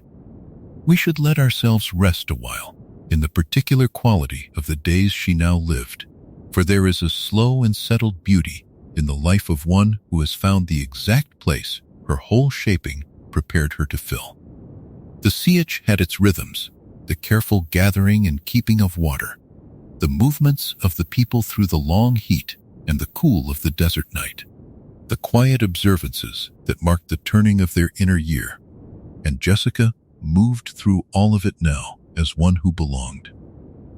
She had come to them a stranger and a fugitive, stripped of her titles and her world, and by slow degrees she had become woven so deeply into their life that they could scarcely imagine the Sietch without her still figure at its center, holding the threshold between the living and the remembered dead. There is something worth honoring, too, in the trust the Fremen gave her, for these were a wary and hard-tested people who did not open their inner life to outsiders, and yet they had brought this outsider into the most sacred room of all. That trust was not given quickly or cheaply, but earned across her survival of the water of life and her steady keeping of their rights, and once given it settled into something deep and abiding, so that she became not merely accepted, but essential, a presence the tribe leaned upon in the places where it was most vulnerable. And Jessica received that trust with the gravity it deserved, holding it as carefully as she held the memories of the dead, knowing what it cost such a people to grant it and what it would cost them to lose it. We should let ourselves feel the fullness of the turning that had brought her here, for it is a gentle and remarkable thing. This woman, who had begun as a given daughter of a distant order and had become the sacred keeper of a desert people's soul. Everything the sisterhood had made of her, every discipline and capacity and folded art, had been carried across the sand and remade in meaning, so that the instrument built for a cold, long plan now beat at the warm center of a living tribe's inner world. She had not been diminished by the desert, as her enemies had meant her to be when they left her to die in it, but revealed and reused. The full reach of her making turned at last toward a purpose that was hers and the people's together. So Jessica settled into her place as Sayadina and Reverend Mother, the priestess and keeper of the Fremen rites, the still center to whom the tribe brought its dead and its questions, honored and needed and quietly held apart. She had lost a duke and a house and a world she had once ordered, and she had gained in their place a people who came to her in their deepest need and a role that used everything she was, and she stood among them with her ancient inheritance behind her eyes and her trained calm upon her face. The sisterhood far away had never planned to serve these people, had never imagined one of their finished instruments given over to a desert tribe's inner life, and yet here Jessica stood, remade and rooted, the quiet keeper of a faith and a memory that were now, in the fullest sense, her own. As Paul rose among the Fremen and grew into the name they gave him, the name Muad'Dib, his mother stood close beside the slow making of a legend, and she watched it take shape with eyes that understood the work better than almost anyone else alive. She had been trained since girlhood to see how belief is built, how a story is laid down layer upon layer until it becomes heavier than stone. And now, she watched that very thing rise around her own son in the deep sietches of the desert. There was a strange doubleness in her heart during those long days, for she was a mother watching her boy become something vast, and she was also a maker who knew exactly which threads were being pulled and which old seeds were quietly flowering in the sand around them both. The sisterhood she had served for so long had never left belief to chance. Across many worlds and across many centuries they had gone before, walking softly among scattered peoples and planting the seeds of prophecy the way a careful gardener buries bulbs against a winter still far away. This quiet work had a name among the sisters, a protective sowing meant to prepare shelter for any of their own who might one day come to a strange place in danger, so that a woman alone might arrive among strangers and find that the strangers already half expected her, already held a story shaped to receive her. Jessica had learned of this long labor as part of her schooling, and she had carried the knowledge of it the way one carries the memory of an old tool, never expecting to lift it herself. Yet here on Arrakis, the old tool lay ready to her hand, for the sisters had passed this way in ages past and had left their seeds in the sand.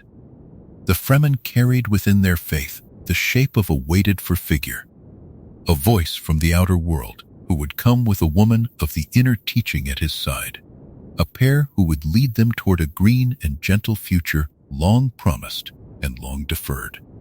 When Jessica came into the sietches with her son, she found the ground already prepared, the story already old and waiting, the people already leaning toward the very shape her arrival could fill. She had not made this expectation, but she recognized it at once, and she knew that it could keep them both alive. So she did what her training had fitted her to do, and she moved into the waiting story and let it close gently around her and around Paul.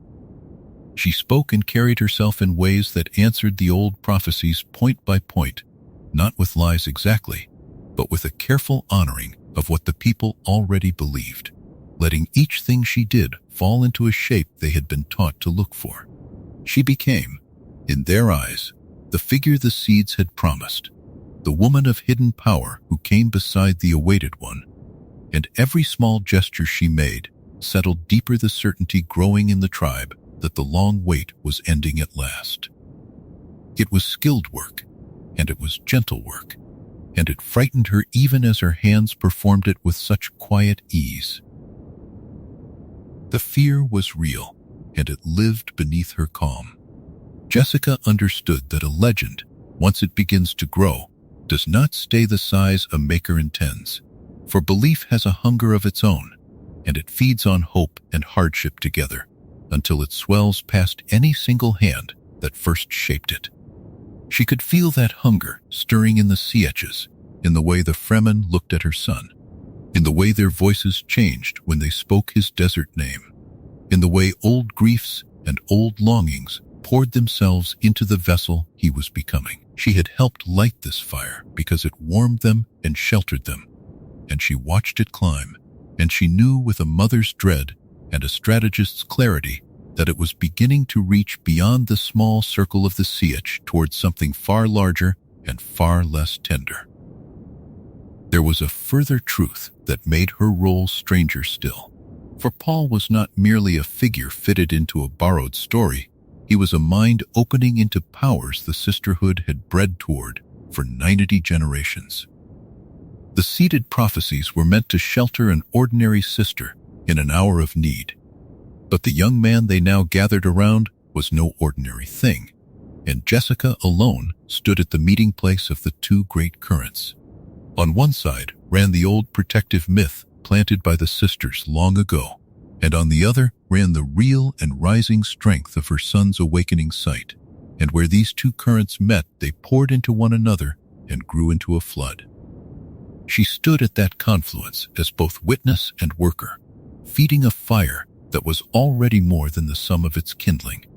She helped shape the myth even as it unsettled her, and this is the tender contradiction at the center of these desert years.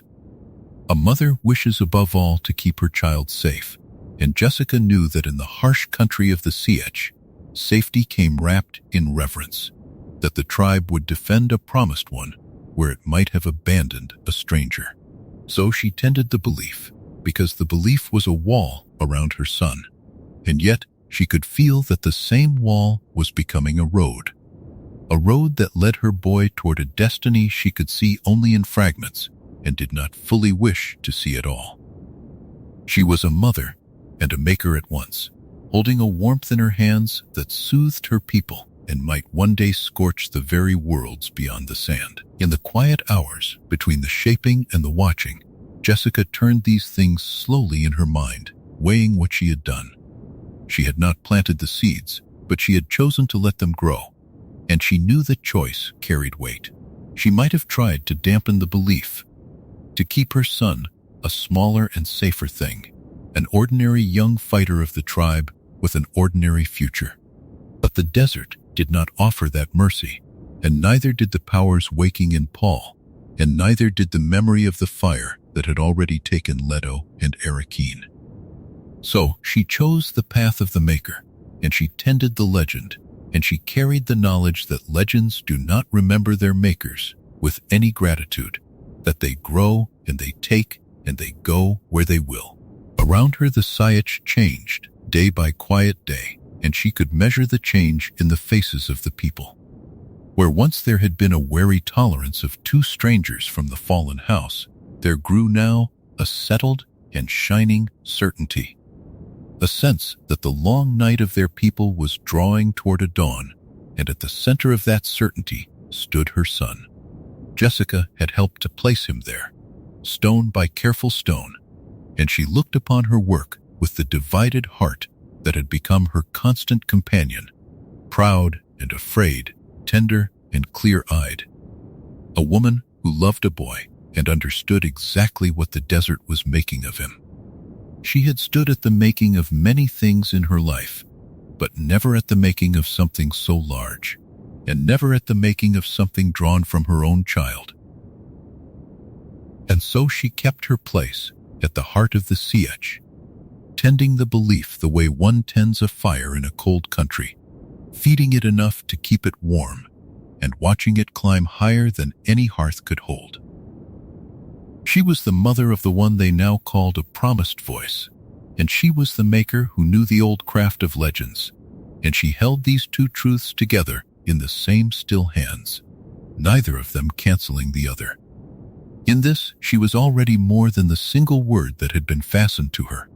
For a mother tends a child, but only a maker tends a myth, and Jessica in those desert years did both at once, quietly, patiently, with a love that could not stop the fire, and a wisdom that could not look away from where it was going. It would be a small and gentle error to imagine Jessica in these years as a private figure only, a mother tucked away inside the folds of a family, tending her son and grieving her duke, and keeping to the soft inner rooms of a life. That picture is warm, and it is incomplete, for by the time the Sietches took her in, she had become a power in her own right. A woman whose word moved councils and whose presence shaped the growth of a faith. A counselor of war and a maker of belief who stood among the true forces of that desert world. The mother was real, and she was also a stateswoman and a priestess and a strategist. And the desert did not shrink these larger roles, but drew them out into the open, where at last they could be plainly seen. Consider first the councils of the Sietch, the gatherings where the Fremen weighed their raids and their alliances, and their long, slow war against the ones who ruled them from afar. Into these gatherings, Jessica brought a mind trained for many years in the reading of people, a mind that could measure a loyalty by the set of a shoulder or the drift of a scent, that could tell the true intention beneath a careful word, that could see where a plan would hold and where it would fail. She did not need to seize authority by force, for the quality of her seeing earned it, and the leaders of the tribe learned to bring their hardest questions into the light of her attention, knowing that her judgment reached further and saw colder and truer than their own. In this, she was a counselor of war, and her counsel steered the movements of a fierce and secret people.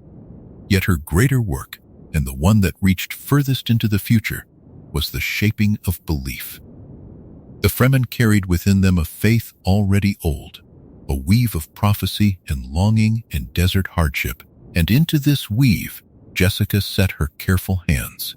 She had taken up the sacred stations of their inner life, the keeping of their rites and the holding of their memories, and from those stations she could guide the very growth of what they believed, drawing the scattered threads of their hope into a shape that gathered around her son and around the promise of a changed world. This was not the work of a private mother, but the work of a founder, a laying of foundations beneath a movement that had not yet risen, a quiet architecture of faith set stone by stone in the deep places of the sand. There is a particular weight to that word, founder, and Jessica carried it whether she wished to or not. The belief she tended among the Fremen was not a small local warmth destined to stay among the dunes, for it held within it the seed of something that would one day pour outward across the known worlds and shake thrones that had stood for many centuries. She could feel the size of the thing she was helping to raise, the way one feels the depth of a great water even in the dark. And she knew that a faith with a promised one at its heart and a hardened desert people at its base was not a thing that would remain contained. She was present at the founding of a force that would move history, and she was not a bystander at that founding, but one of its shaping hands. To hold such a place asked much of her, and it asked in particular a doubleness she had long since learned to carry. She had to be at once the still center to whom the tribe brought its questions, and the moving mind that pointed those questions toward a distant end. At once the honored keeper of ancient rites and the quiet architect of a faith still being born.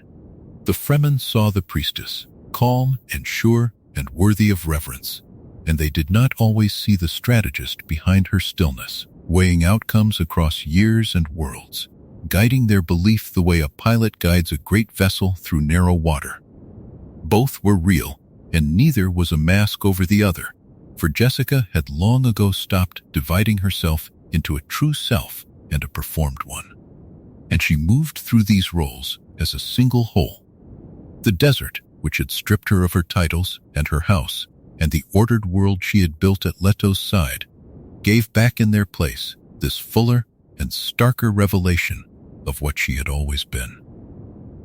In the palaces of the great houses, her power had been folded and hidden, worn softly beneath the manner of a duke's lady, spent in the quiet ordering of a household and the reading of its enemies.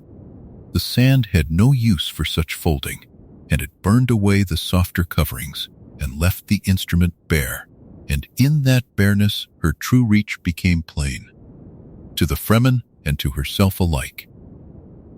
She was a woman who could counsel a war, shape a faith, and stand at the founding of a power. And the harsh open country was the first place in her life that asked her to be all of these at once and in the light. It is worth resting a moment on how far this reach extended beyond the small circle of any single sietch. The belief she helped to grow did not stay within the walls of one cave community, but spread from sietch to sietch across the vast desert, carried on the movements of a people who knew the sand as no others did, until a hope that had once been scattered and quiet gathered into a single rising tide. Jessica stood near the source of that tide, and she understood its currents, and she guided them where she could, and where she could not guide them she watched them, with the clear and slightly weary eyes of one who knows she has helped to loose a great water into the world.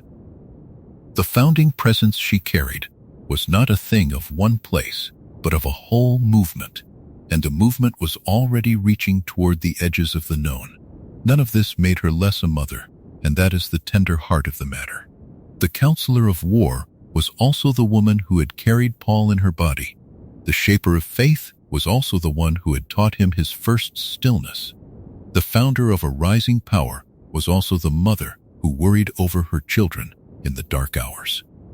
These roles did not compete within her, and they did not cancel one another, for a person is not a single note but a chord, and Jessica in the desert was a chord struck full and deep, sounding all of her tones at once. The mother was there, always, and the mother was never the whole of her, and to see only the mother was to hear only one string of an instrument built to sound many. So we set the softer picture gently aside and let the larger one stand beside it, not in place of it, but alongside. Jessica among the Fremen was a political and religious force, a voice in the councils of a secret war, a keeper and shaper of a growing faith, a founding presence in a movement that would one day rise up out of the sand and shake the whole of the known worlds. The desert did not diminish her into a mere survivor clinging to a sun. It revealed the full breadth of a power that had always been folded inside her, and it set that power at last in the open air where it could act upon the wide world.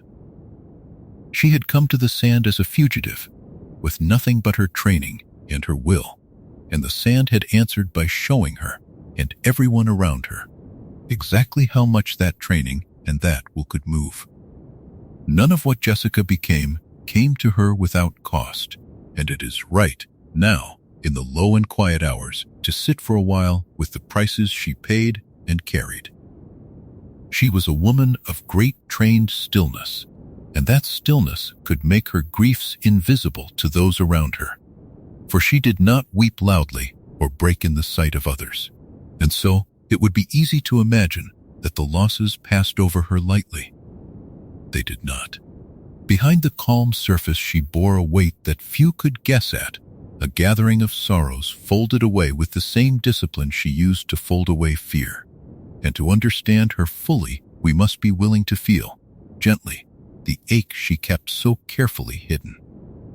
The first and deepest of these was the loss of Leto. She had loved him past all the arithmetic of the order that made her, loved his fierceness and his loneliness, and the weary honor he carried like a heavy cloak, and in a single night of fire and betrayal, that love was torn from the living world. She did not have the ordinary mourner's mercy of a slow parting, for he was there, and then he was gone, and the world she had built at his side went down with him into ruin.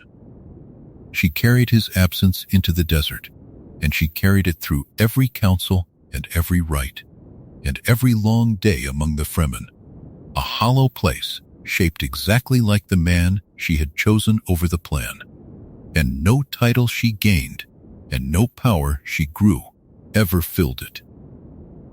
There was a second grief, subtler and in some ways harder, and it lived in her watching of her son. Paul walked knowingly toward a future that his own opening sight had shown him. A future soaked through with blood, a spreading of war and fervor across the worlds, that he could see gathering ahead of him like a storm on a wide horizon.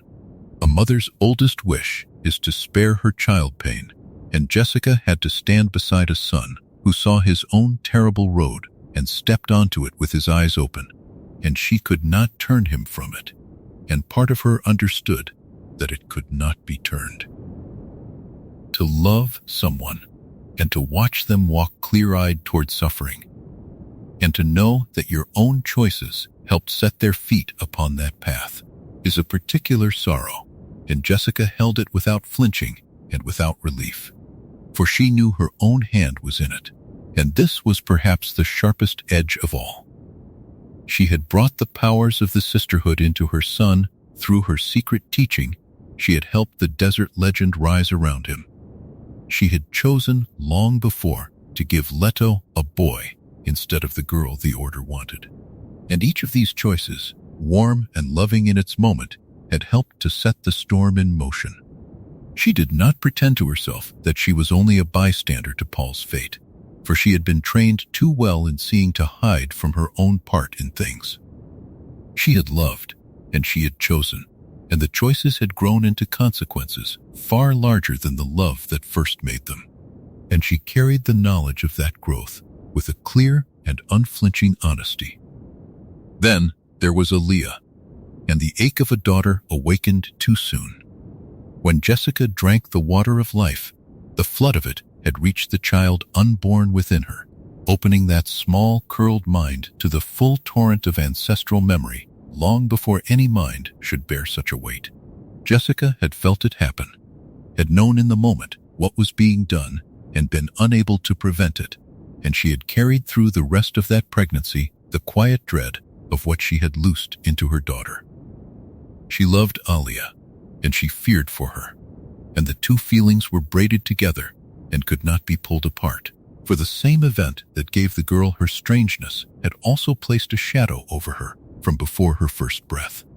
To love a child and to have marked that child with a danger you could not undo is a grief that does not close. There is a further loss folded into these, quieter than the rest and easy to overlook, and that was the loss of the ordered world she had built with such care. At Leto's side, she had made a household and a life, a place where things had their proper order and the days moved to a rhythm she had shaped. And all of that went down in the same night that took the Duke. The desert gave her new purpose and new power, and yet it never gave back the settled home she had lost. And somewhere beneath her calm, she carried the ache of a woman who had built a good and ordered life and watched it burn, and who never again slept beneath a roof she could truly call her own. These were the prices, then, laid out in the quiet. The man she loved, lost in fire. The world she had ordered, broken in a single night. The son she raised, walking toward blood. The daughter she bore, opened too early to a weight too vast. And beneath all of them, the knowledge that her own loving choices had helped to shape each sorrow. She had traded obedience for love long ago when she chose to give Leto a son and step across the plan the sisterhood had set for her. And that trade had been the great turning of her life. She did not regret the love, for the love had been true, and yet love, once acted upon in a world so large and so dangerous, does not stay small and private, but ripples outward into consequences no heart can fully hold.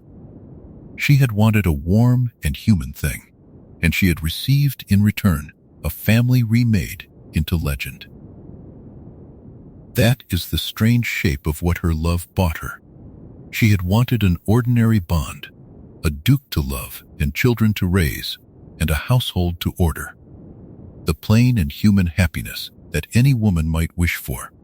And instead, her love had helped to birth a Messiah and awaken a knowing child, and found a faith that would shake the worlds. The very largeness of what she helped to make opened a distance between herself and the children she had shaped.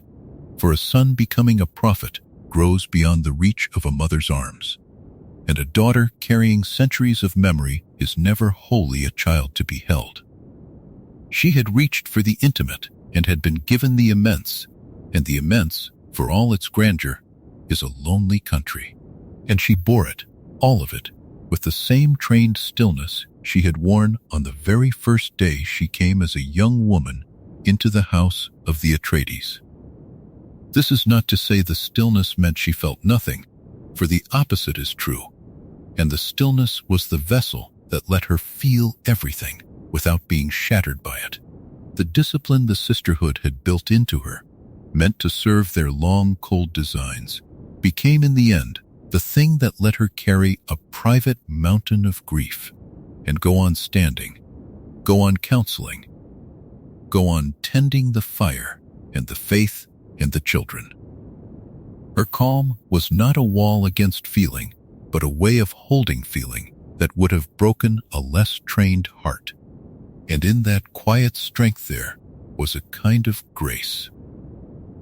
So we sit with her a while in the low light, this woman who lost her love and watched her son walk toward blood and carried the fear of a daughter opened too soon, and who bore every one of these prices without letting them show and without letting them stop her. She had made her great choice for love, and she had paid for it across the rest of her life, and she had not asked for pity and would not have known what to do with it. To understand Jessica is to understand that her stillness was full and not empty, that behind the calm face there lived a heart that had lost much and loved on anyway, and that the trained composure she wore to the end was itself a quiet and daily act of courage, carried gently in the dark where almost no one could see. And so we come back at last to the title we loosened at the very beginning, the gentle claim that she is not Paul's mother, not the way you might think. And now, having walked the long road of her life, we can lay that claim softly to rest and see what it truly meant. It never meant that she was less than his mother, for she is his mother wholly and truly, in blood and in body, the woman who carried him and bore him and taught him his first stillness. And nothing in all the wide story unsays that plain and tender fact. What it meant, all along, was that the single word mother, warm as it is a frame far too small to hold her, and that to see only that one word is to look at a single star and miss the whole vast night sky wheeling quietly around it. For look now at everything that word leaves out. She was the given daughter, handed young to the sisterhood with her lineage hidden even from herself, raised inside schools where love was rationed and purpose was constant, belonging first to the order and only afterward to any wish of her own. Before she was anyone's mother, she was a child shaped for a design she could barely glimpse, and that girl, nameless of house and title, is part of who she is, standing quietly behind the softer figure we thought we knew. She was the finished instrument, remade from the inside outward until her nerves and her breath and the smallest muscles of her face became tools of will. She could read a person from the tremor of a hand or the change of a scent, could slow her own heart, could render poison harmless within her flesh, could bend another to an action by the pitch and cadence of her voice alone. All of this labor lived inside the woman we might otherwise reduce to a single soft word. And it does not vanish, because she also rocked a child to sleep, for she was both the tender arms and the tempered blade, held together in one calm and unhurried body. She was the loving rebel, the woman who took the long, cold arithmetic of 90 generations and set it gently aside for the sake of a duke she loved past all reason. The order asked of her a daughter, and out of love she chose to give Leto a son, and in that one warm and deliberate choice she stepped across a plan older than living memory, and set the awaited one into the world a full generation before he was meant to arrive. That was not the act of a small figure, but of a woman willing to weigh her own heart against the design of an ancient order and to trust the heart, and the whole future shivered at her choosing. She was the survivor of the poison, the one who drank the water of life and did not die, but changed it within her body and opened a door in her mind onto the ranked memories of every mother who came before her. She rose from that ordeal, carrying centuries of other lives folded quietly behind her eyes. Older, in a sense, than her own years. A true keeper of the deep memory. And she was at the same time the mother of a knowing child. The woman whose ordeal reached the daughter in her womb and woke that small mind too soon to a weight almost too vast to bear. She held the ancient memory and the fragile new life together, and both are part of who she is.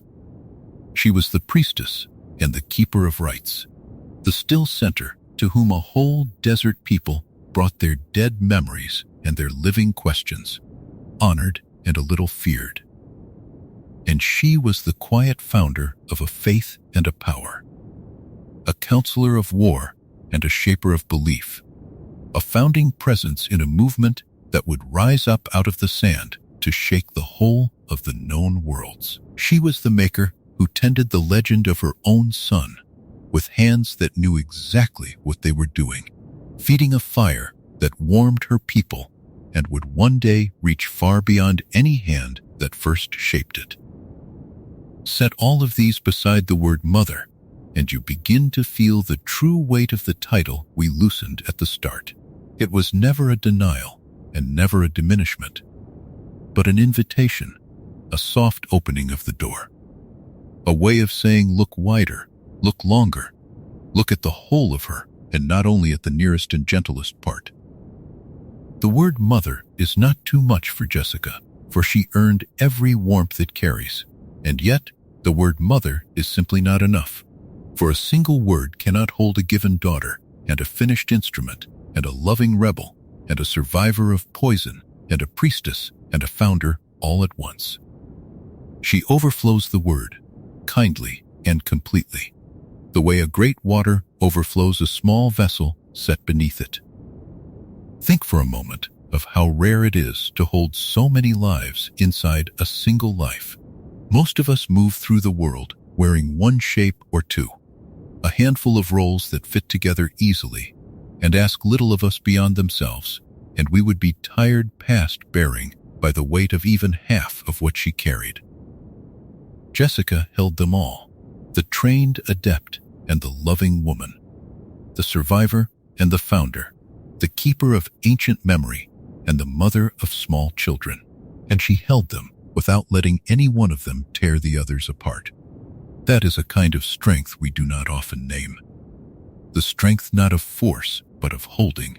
The quiet capacity to be many things at once, and to remain, through all of it, a single unbroken self. And here is the quiet grace of seeing her whole, that none of these many figures cancels the tenderness of the first. The strategist did not harden the mother. The priestess did not cool her. The founder did not draw her away from the children she loved. For a person is not a single note but a chord, and Jessica sounds all her tones together, deep and full and unbroken. When we widen the frame, we do not lose the warm woman who taught her son his first stillness. We only see her set at last against the vast sky she truly moved beneath, and she is lovelier and larger for the seeing, and no less tender for being also so strong. So let the fuller picture settle now, soft and complete, the way sand settles when the wind has finally gone still. Let the given daughter and the finished instrument and the loving rebel stand quietly together. Let the survivor of the poison and the mother of a knowing child rest side by side. Let the priestess and the founder take their calm places in the wide and gentle sky of who she is.